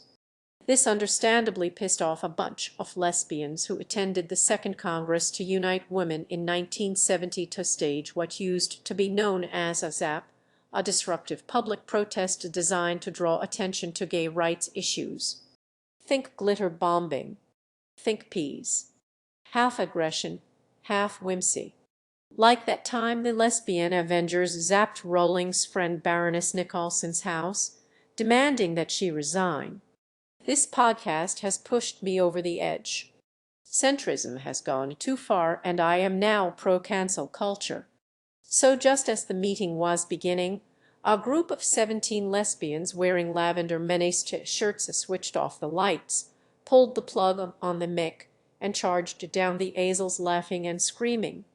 Their leader, Rita Mae Brown, took the mic and yelled, "This conference won't proceed until we talk about lesbians in the women's movement." One of the now organizers yelled back, "I object to your coming in and taking over this meeting."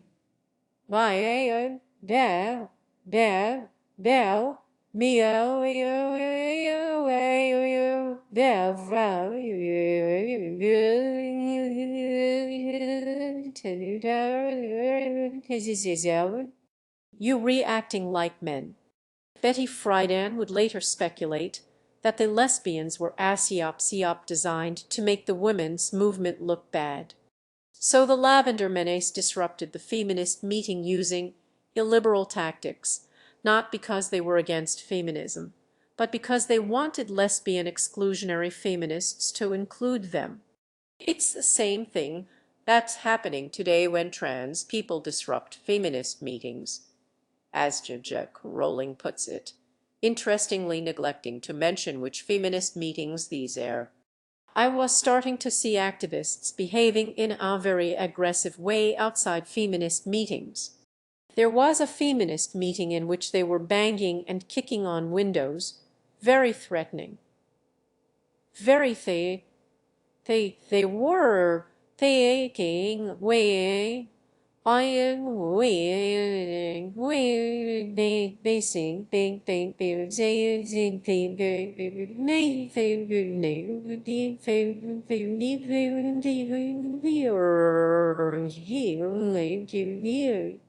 There's a historical obliviousness to Rowling's idea that trans activists are somehow more aggressive than similar past movements.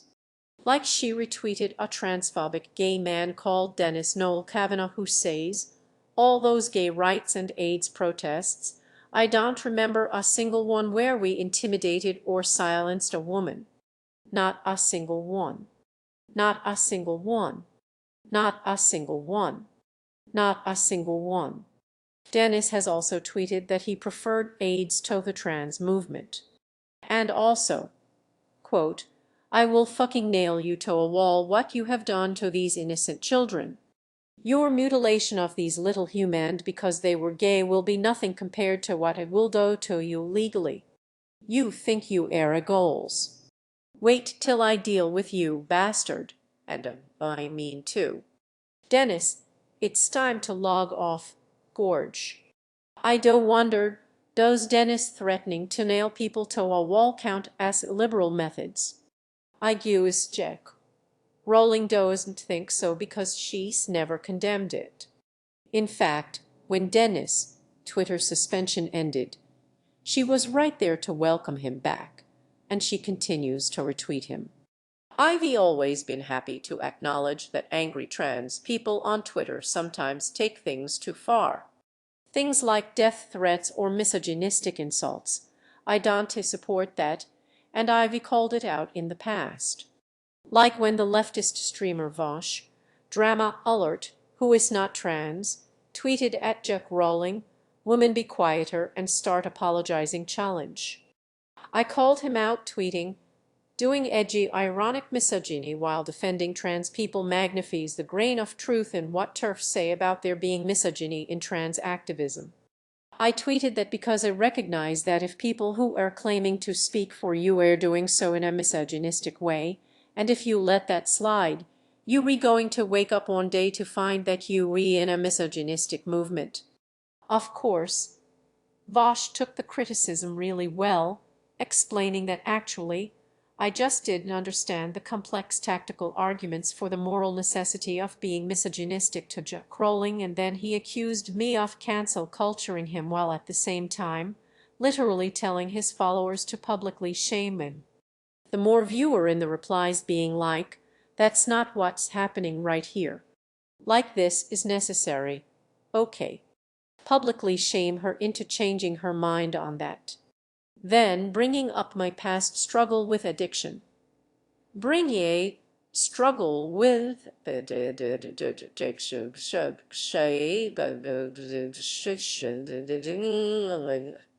move you off this site and into, I don't want to bring up the substance abuse.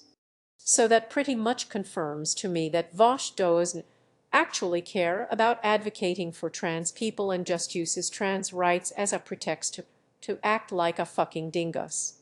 I won't tell you to publicly shame him though, because unlike Vosh, I would never sink to that. The point I'm trying to make is, I have no qualms about calling out people on me side whenever they go too far or cross a line, or do stupid tweets and then mansplain to me about how I don't understand tactical misogyny. Idiot. But the same cannot be said of Rowling. I have never once seen her call out any of the bigotry and abusiveness that is absolutely rampant in the gender-critical movement. See, no, I know, I know,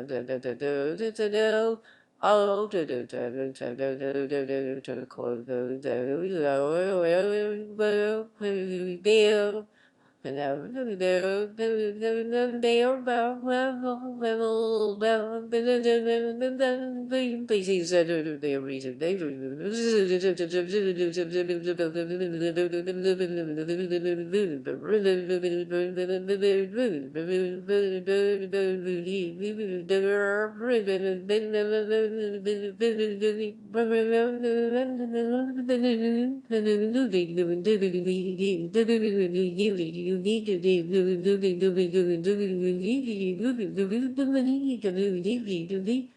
there's a great video called Jack Rowling's New Friends by YouTuber Scene that exposes the dishonesty of framing this conflict as meek, concerned feminists versus the abusive trans mob.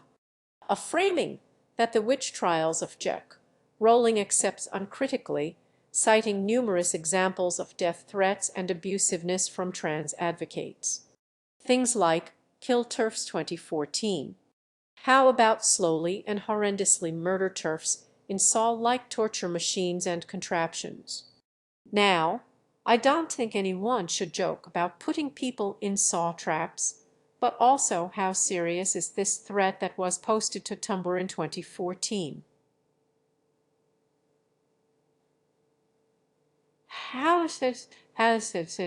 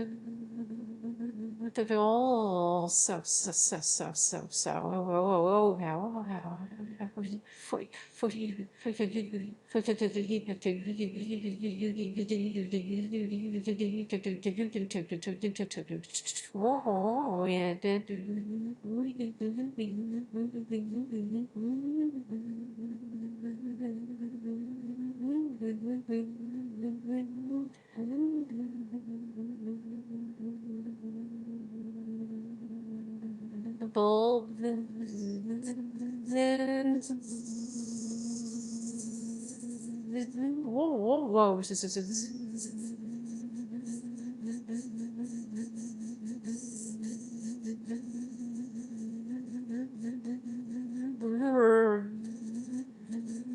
Let's use our critical thinking skills here. Do you think that Jigsaw, the villain from the Saw movies, has a Tumblr account and is threatening TERFs? Or do you think this was posted by a 14-year-old? The podcast cites zero examples of death threats and abusiveness from anti-trans bigots. And it's not exactly like you have to dig deep to find any.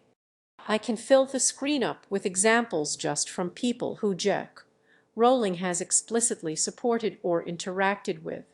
I will drive you out into the desert and bury you 9 feet down. One tweet says, from a fan of Rowling. First, I'll set you on fire and piss on your half-alive corpse. Fuck trans activism, fuck gender ideology, and fuck you. Another threat from the same user is so graphically violent and sexual, I don't know if I can even read it aloud without violating the YouTube terms of service. But threats like this from the gender-critical side are simply not mentioned in the witch trials of Rowling. Both Rowling and Megan seem happy to cherry-pick threatening tweets and sound bites of shouting protesters. Fuck you, you ugly piece of shit. You look like you got your teeth knocked out of your fucking glasses. As evidence that the trans movement is dangerous and insidious to the core. But this exact technique has been used against literally every liberation movement in world history. For example, let's consider Reclaim the Night, the protest movement against sexual violence in Britain, which first got Rowling interested in feminism in the 1970s. Here's how The Guardian, Britain's spineless centrist paper of note, covered our Reclaim the Night protest in 1979. Chanting slogans against rape seems reasonable to promote awareness, but what about the hissing and swearing at any innocent male and cries of castrate men? We were all sympathetic to the principles of the women's liberation movement, but we left the crowd of shouting, torch-bearing women when it became clear that me friend's brother was running the risk of personal mutilation if he remained with us. The protesters were allegedly singing, "Here I stand, mic knife in hand, free castration on demand." Free Mikey were already so this is how the British press covered the women's movement. Covered the women's how the press so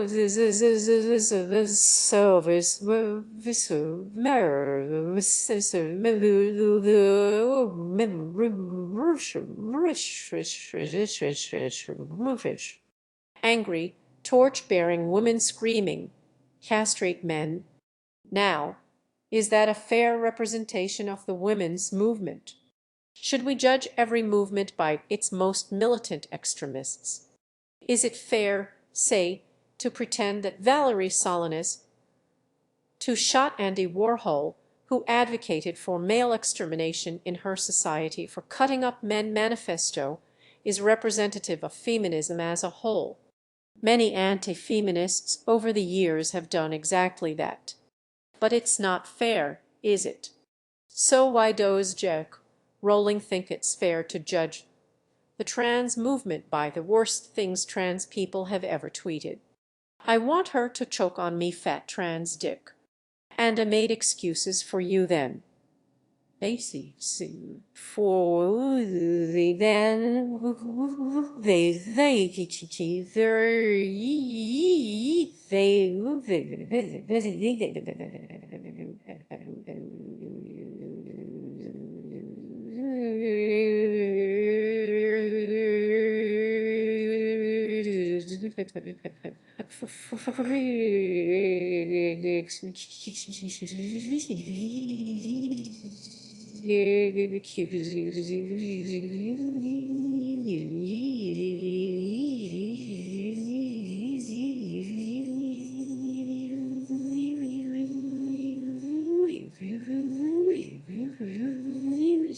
In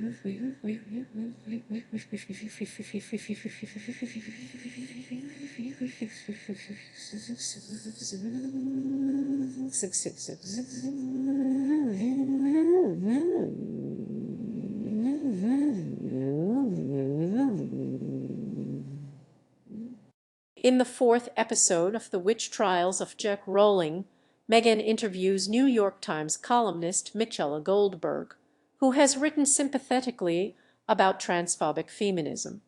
There's a moment in this interview where Michela kind of stumbles into an honest observation that I find fascinating.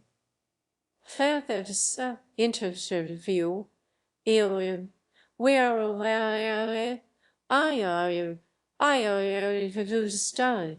I'm stubborn some now my mind evolution for the down. I do the day should be to mission vision motion.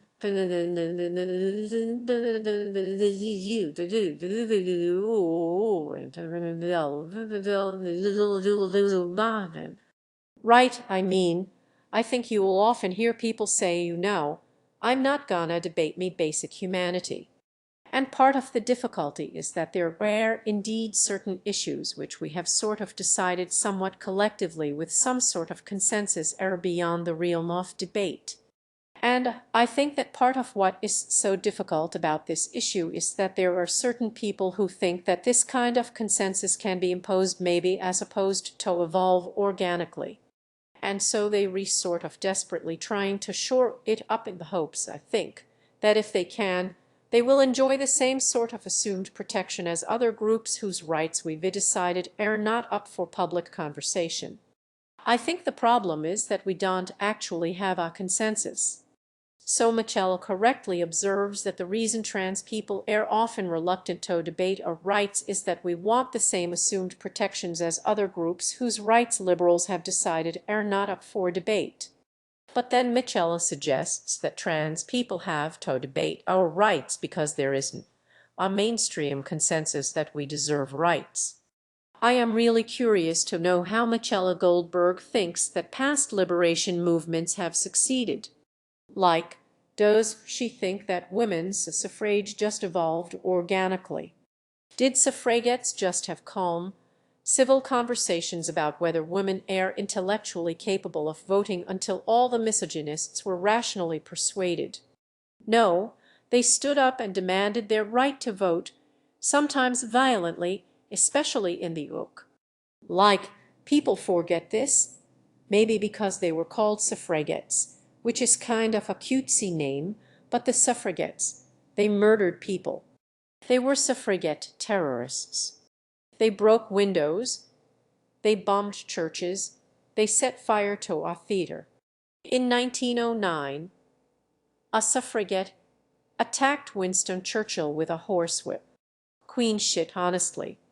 The English suffragette Mary Lee threw a fucking hatchet at the Prime Minister's head.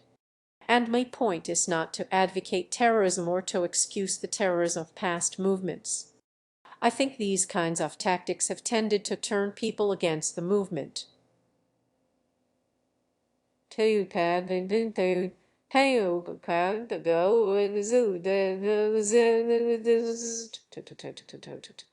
I don't think it's effective. But let's not pretend that past movements have never made demands before everyone was ready.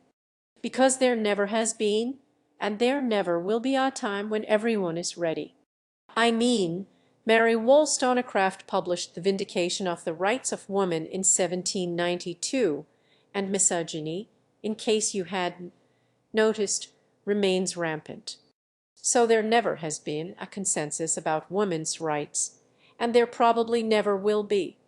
In fact, marginalized groups wouldn't need rights if there was a consensus that we deserve rights. The whole reason to have rights is to protect you from the kind of people who think you shouldn't have them. I mean, it's a nice thought that we can just politely persuade everyone to give us rights. But the reality is, that's not how this works, and it never has been. Like how do these debate me centrists think that slavery ended in the United States? Well, Between 1861 and 1865, there was a little event called the American Civil Debate. See what I'm holding in my hand. This is a high-caliber idea that I picked off the polite discussion field of Manassas.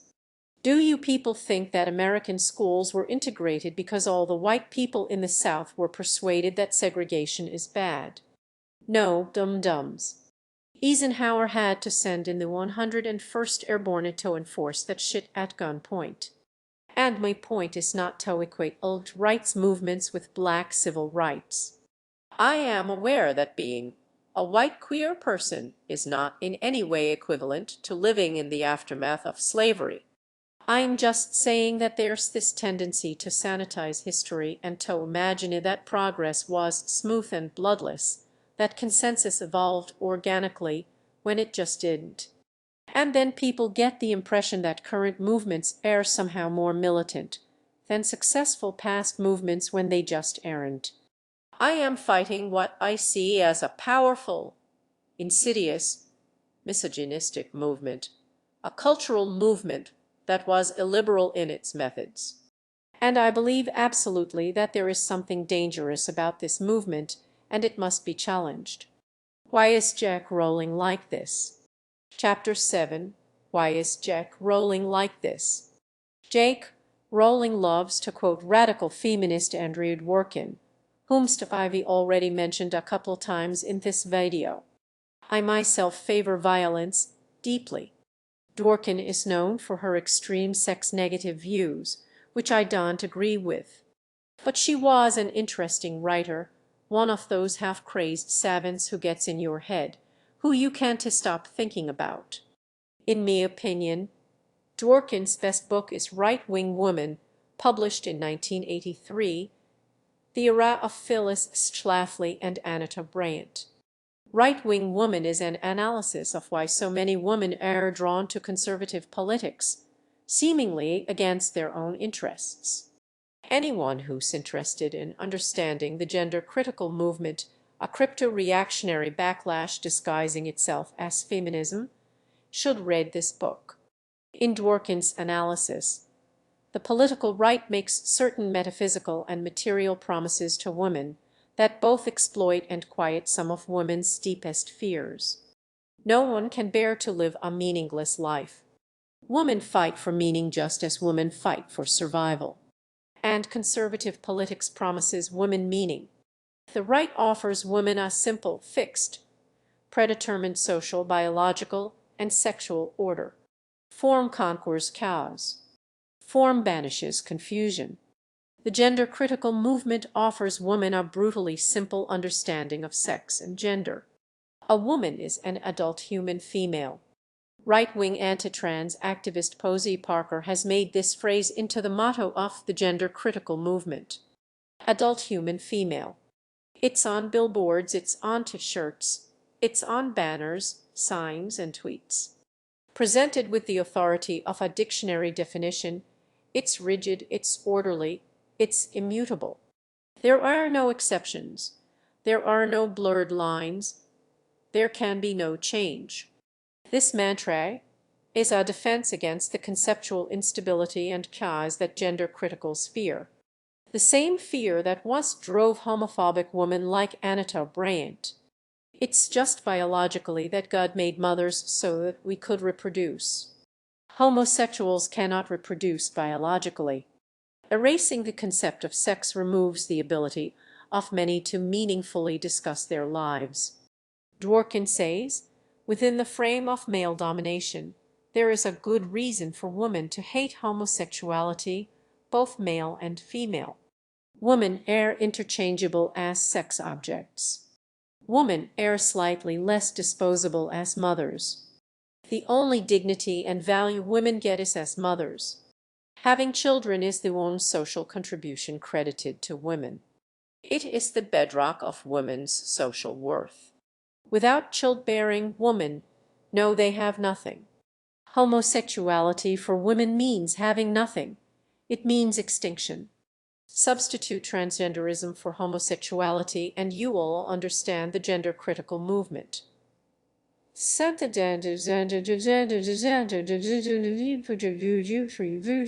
four to code. Oh, real do do do do do do do do do do do do coco real do do do do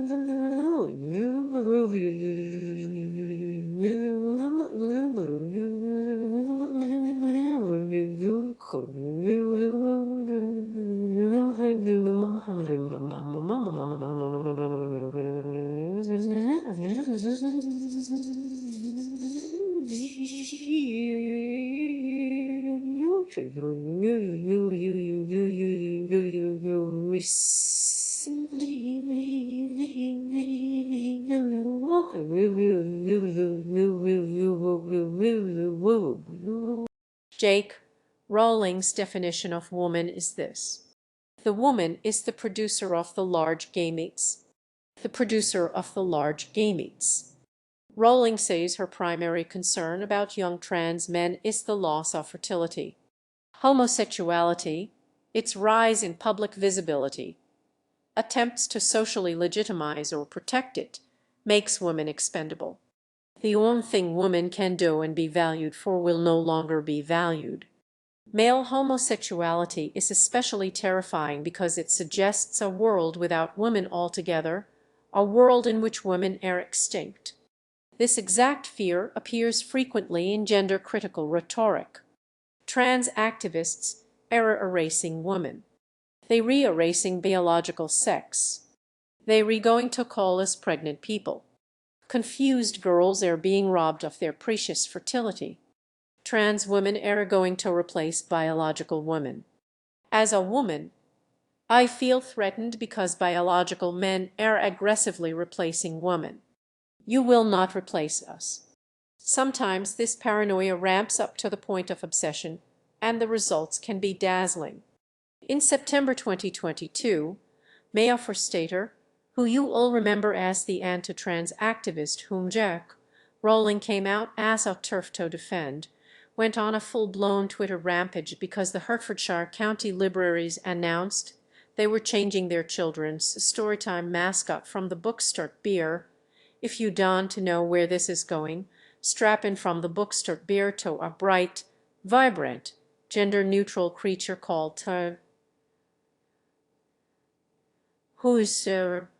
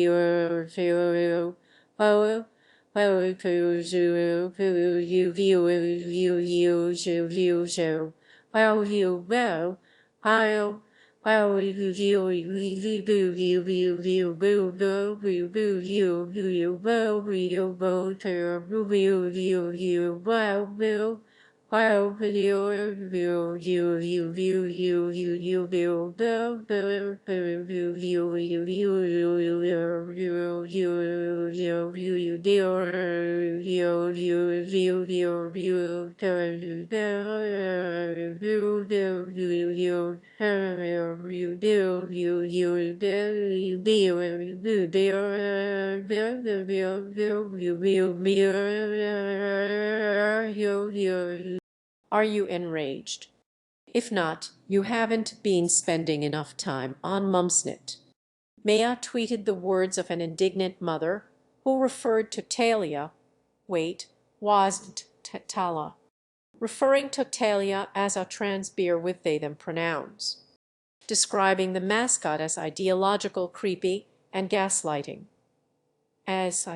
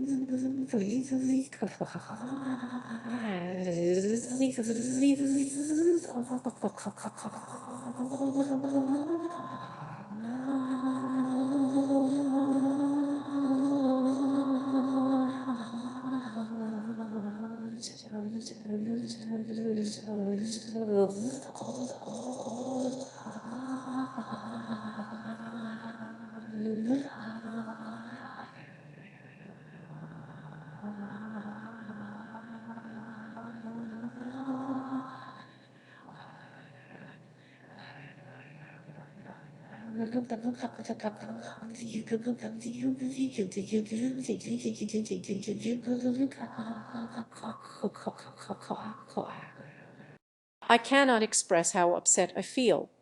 The library jumped in to clarify that Tala, not Talia, is trans, they are an alien.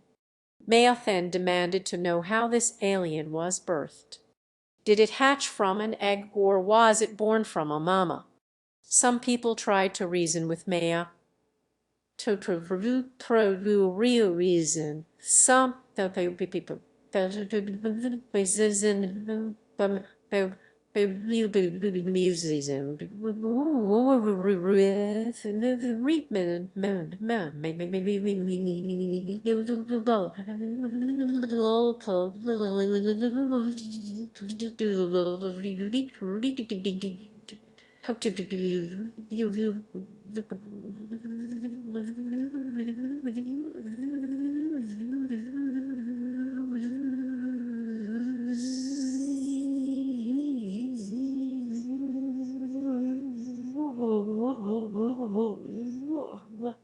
There's an advantage in having a character that is identifiably male or female, as it can be equally relatable to either sex and avoid promoting gender stereotypes. But Maya was not convinced. It seems highly unlikely that an alien that had evolved with such recognizable vertebrate body plan is not sexually reproducing. It's a relatable, anthropomorphic character, not a slime mold. I need to know how the alien fucks right now. I said I need to know how the alien fucks before I can show it to me child. When Twitter, understandably, laughed it up at Maya's expense, she just kept posting. And she posted hard. Honestly, I don't know if I've ever seen anyone post so hard. In a lengthy diatribe, Maya wrote about the miseries of new motherhood. You are in charge of a baby. You have never done this before. You haven't had a good night's sleep for months and want for years. Everyone has an opinion on what you are doing right and wrong, and you've become invisible. You had politics. You had a career. You had interests. You had a sex life. Now, You have the daily needs of a completely dependent person, and your world has shrunk. The fact that these men and the young woman that cheer them on think this is so laughable reflects society's disdain for mothers. This is what it means to say a woman is not a feeling or a costume. This is why the hub of the resistance is on Mumsnet. So, I am fascinated by this thread. I think it's one of the most revealing texts in gender-critical history. Because you know what? Maya Forstater actually does have valid concerns. But the concerns she has that are valid have nothing to do with trans people. And they definitely have nothing to do with an adorable cartoon alien. Honestly, reading this, I have some concerns. Concerns like, where is Maya's husband? Where's husband? I know she has one. Isn't raising children supposed to be a mutual project? No one should have to feel this alone, raising children. That is a valid concern. Oh me God, we actually found one. It's like finding El Dorado. A valid concern, a valid concern. Isn't what's going on here that Maya is taking legitimate feelings of being overburdened and underappreciated, and displacing those feelings onto transgender people? This is exactly how the gender-critical movement recruits, by providing a scapegoat to frustrated women. It's not your husband's neglect. It's not the increasing atomization of society. It's not the indignities of aging. It's Stella, the non-binary alien, with its dungarees and smug era of gender neutrality. Mumsnet is the hub of the resistance to non-binary cartoons. It's too much. These people are too much. Okay, we have to be serious now. The political right also promises women's safety and security. For women, the world is a very dangerous place. The right acknowledges the reality of danger, the validity of fear. The right then manipulates the fear. Women fear and resent male violence, which they re most likely to experience from the men closest to them, boyfriends, husbands, and fathers. They re most likely to be killed by sexual partners. But the need to survive in a male-dominated society means that women's legitimate fears and resentments often cannot be directed at the men with power. Inevitably, this causes women to take the rage and contempt they feel for the men who actually abuse them, those close to them, and project it onto others, those far away, foreign, or different. And this displacement of rage is just transparently what's going on with Jack Rowling. In her essay about sex and gender issues, Rowling speculates that trans men are transitioning to be the son her father wanted. I really felt the rejection of my father, and that is one of the things that maybe leads someone going into homosexuality. And she describes the lingering trauma from her first violent marriage. The marriage at this point has turned very violent and very controlling, and that, she says, is why she decided to speak out against the transgender movement. Why she the speech to speak it and how you say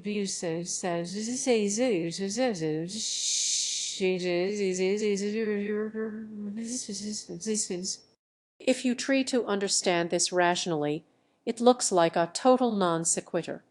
But if you look at it emotionally, there's a kind of logic to it.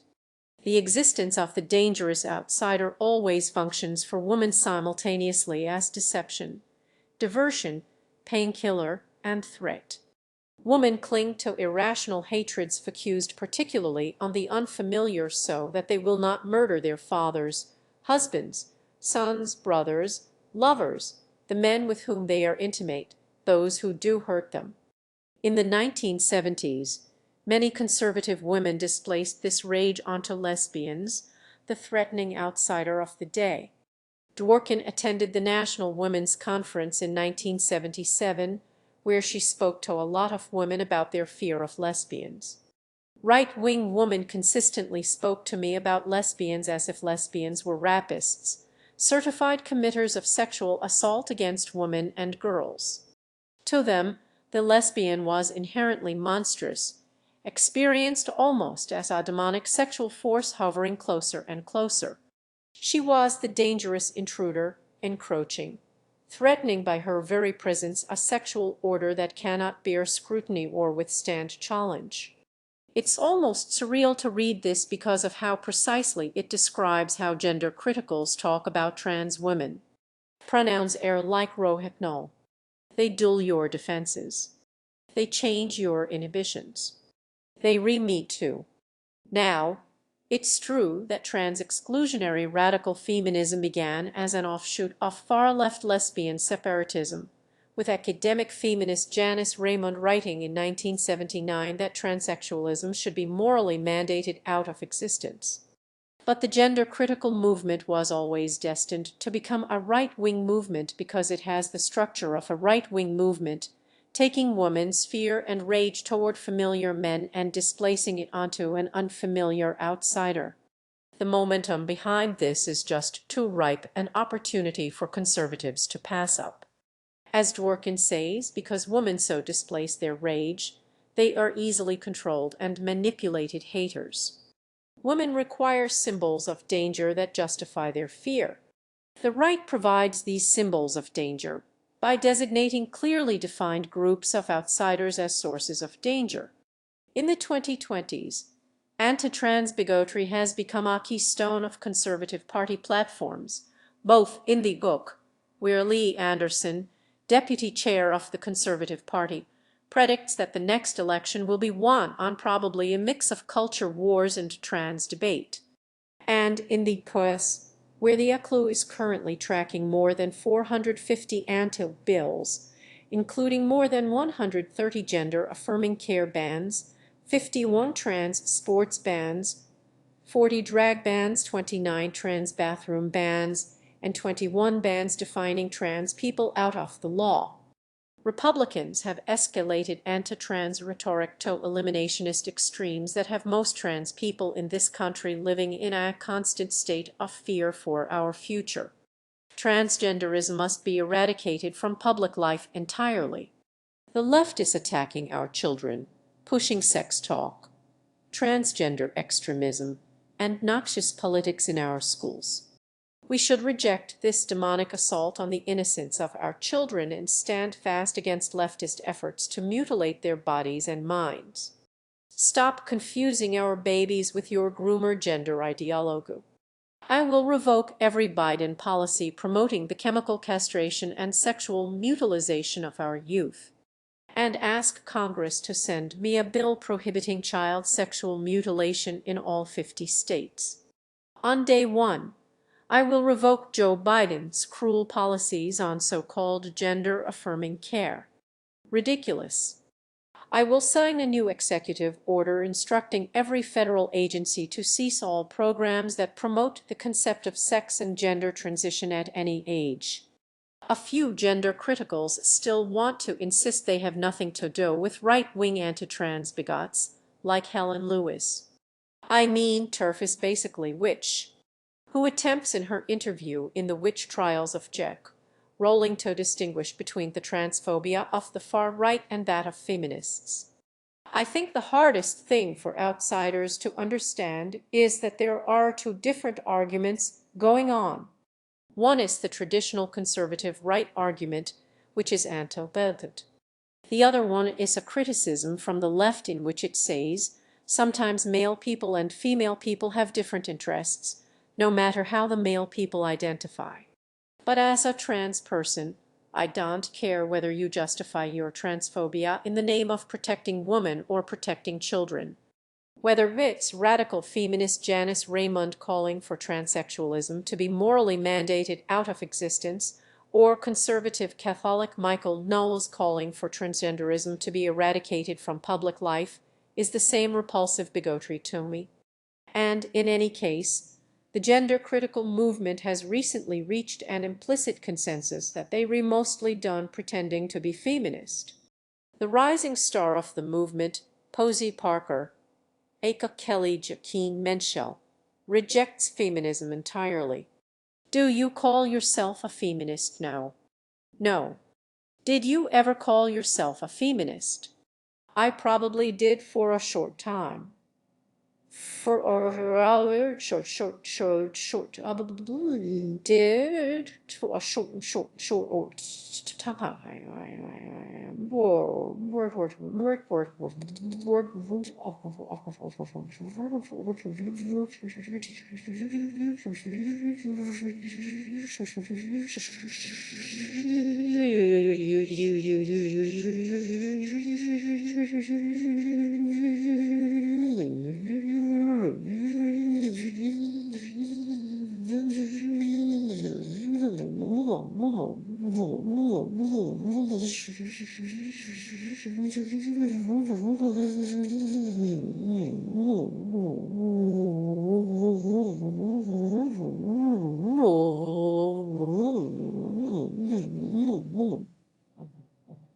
But so you wouldn't.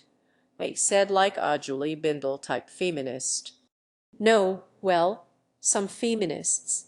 I mean, Julie Bindel has been critical of mothers in the past, and I think that's a theme flowing through feminism.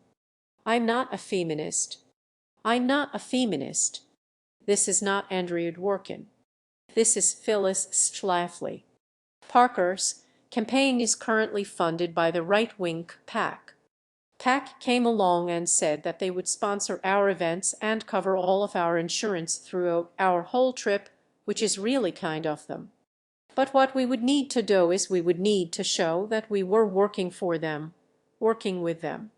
She has no qualms about collaborating with far-right white nationalists. I want to talk about Marjorie Taylor Greene. Let me tell you what she's been saying. She's a Republican, but I agree with her wholeheartedly. She's opposed abortion and contraception for teenagers. Why are we enabling children to take sometimes contraceptives that are quite harmful or access to abortion? I think that we really need to rethink all of this. I think parents need to take back control of their children. She's called trans people fools and perverts. Transgenderism is nuts. It's for fools and perverts. She's denied that transgender is a legitimate concept. It's not a real thing. There's no such thing as being born in the wrong body. There's no such thing as a trans woman. There's no such thing as a trans person. There is no such thing. There are people that call themselves these things that may have other issues manifesting that then make them think they read this. But no, we have to stop using any words like transgender. There may be more words that we have to say in order to say that. We may call it transgender ideology, but when it comes to a person, they may be following transgender ideology, but they are not transgender. There is no such thing as a man or a woman being anything other than a man or a woman. She's called trans women pedophiles. We know that if a man has a paraphilia of dressing as a woman, the most likely cross paraphilia is pedophilia. We know that these men have multiple paraphilias. They don't ever stop at one. She said that each and every woman who stands in her way will be annihilated. Each and every one of you women who stand in me way, each and every one of you, let me just tell you, you will be annihilated. She's called on armed men to enter women's restrooms to attack anyone they perceive as not a real woman. And men, for once, I'm talking to you. I'm talking about you dads who maybe carry. I think that's what you say. I'm so done with the American lingo. Maybe you carry, maybe you don't. Maybe you consider yourself a protector of women. Maybe you re that sort of man. Maybe you have a sister or a mother or a wife. Maybe you have a sister. Maybe you just have some friends. Maybe you just think women are human and you don't need any absolute connection with them to feel compelled to protect us. I think you should start using women's toilets. Men. And she said that women who call themselves men should be sterilized, which seems to be a little bit in tension with Jack Rowling's concern about the fertility of confused girls. You know, you might look at these differences of opinion between Rowling and Parker. Little things like pro-feminist versus anti-feminist, left versus right, pro-abortion versus anti-abortion, concern about trans men's fertility versus advocating forced sterilization of trans men, against annihilating women who stand in your way versus pro-annihilating each and every woman who stands in your way. You might look at these differences and expect that these two women would be at odds, but they aren't. Because promoting anti-trans bigotry is a common cause that for both of them trumps all else. In 2020, Posey Parker paid for a poster reading "I Heart Jack Rowling" to be displayed at a railway station in Edinburgh. And Rowling has tweeted in defense of Parker numerous times and has modeled her shirts. So the gender-critical movement started by lesbian separatists in the 1970s has finally passed into the hands of Pound Shop Ava Browns, as gender-critical lesbian Julie Bindel memorably described them. It's a movement that has no beliefs apart from a shared determination to reduce the number of trans people. In the numbers we currently seeing, particularly of young people coming forward, I find cause for doubt. In the meantime, while we trying to get through to the decision makers, we have to try to limit the harm. And that means reducing or keeping down the number of people who transition. And that's for two reasons. One of them is that every one of those people is a person who's been damaged. But the second one is every one of those people is basically, a huge problem to a sane world. Like if you've got people, whether they retransitioned, whether they re-happily transitioned, whether they re-unhappily transitioned, whether they re-detransitioned, if you've got people who've dissociated from their sex in some way, every one of those people is someone who needs special accommodation in a sane world where we re-acknowledge the truth of sex. So to wrap this up, is the backlash against UNT? Unequivocally no. It's a very thoroughly deserved. But I say this, a movement can't get along without a devil. And across the whole political spectrum, there a misogynistic tendency to choose a female devil, whether it's Anita Bryant, Hillary Clinton, Marie Antoinette, Alexandria Ocasio-Cortez, or Rowling. And there's always gonna be people who seize on any opportunity to be misogynistic.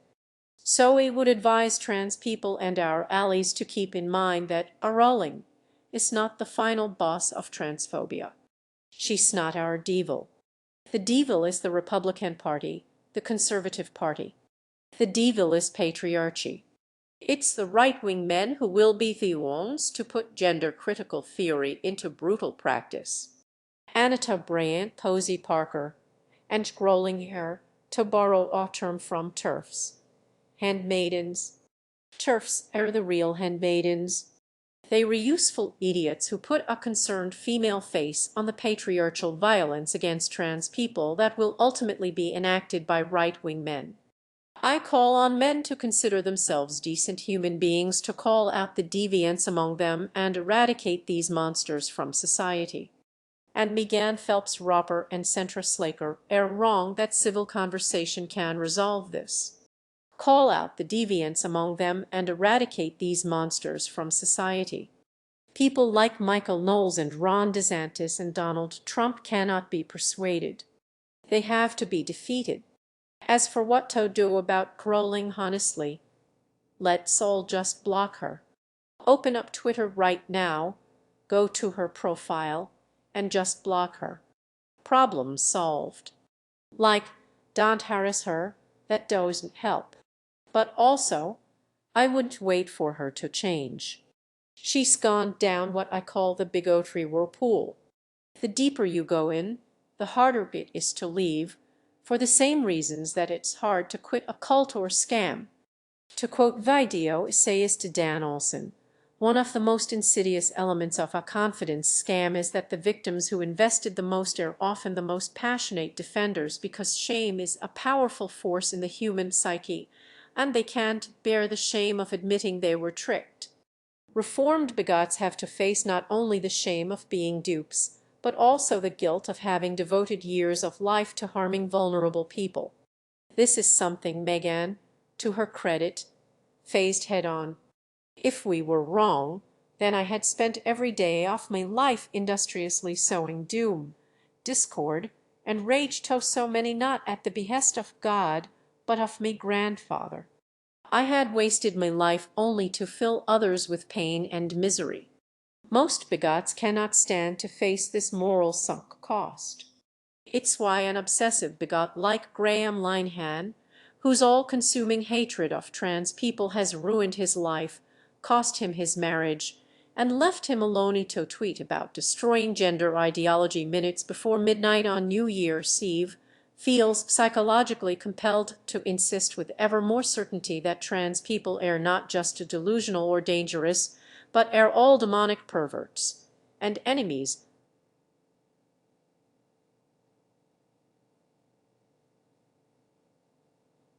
Hyperbolically evil.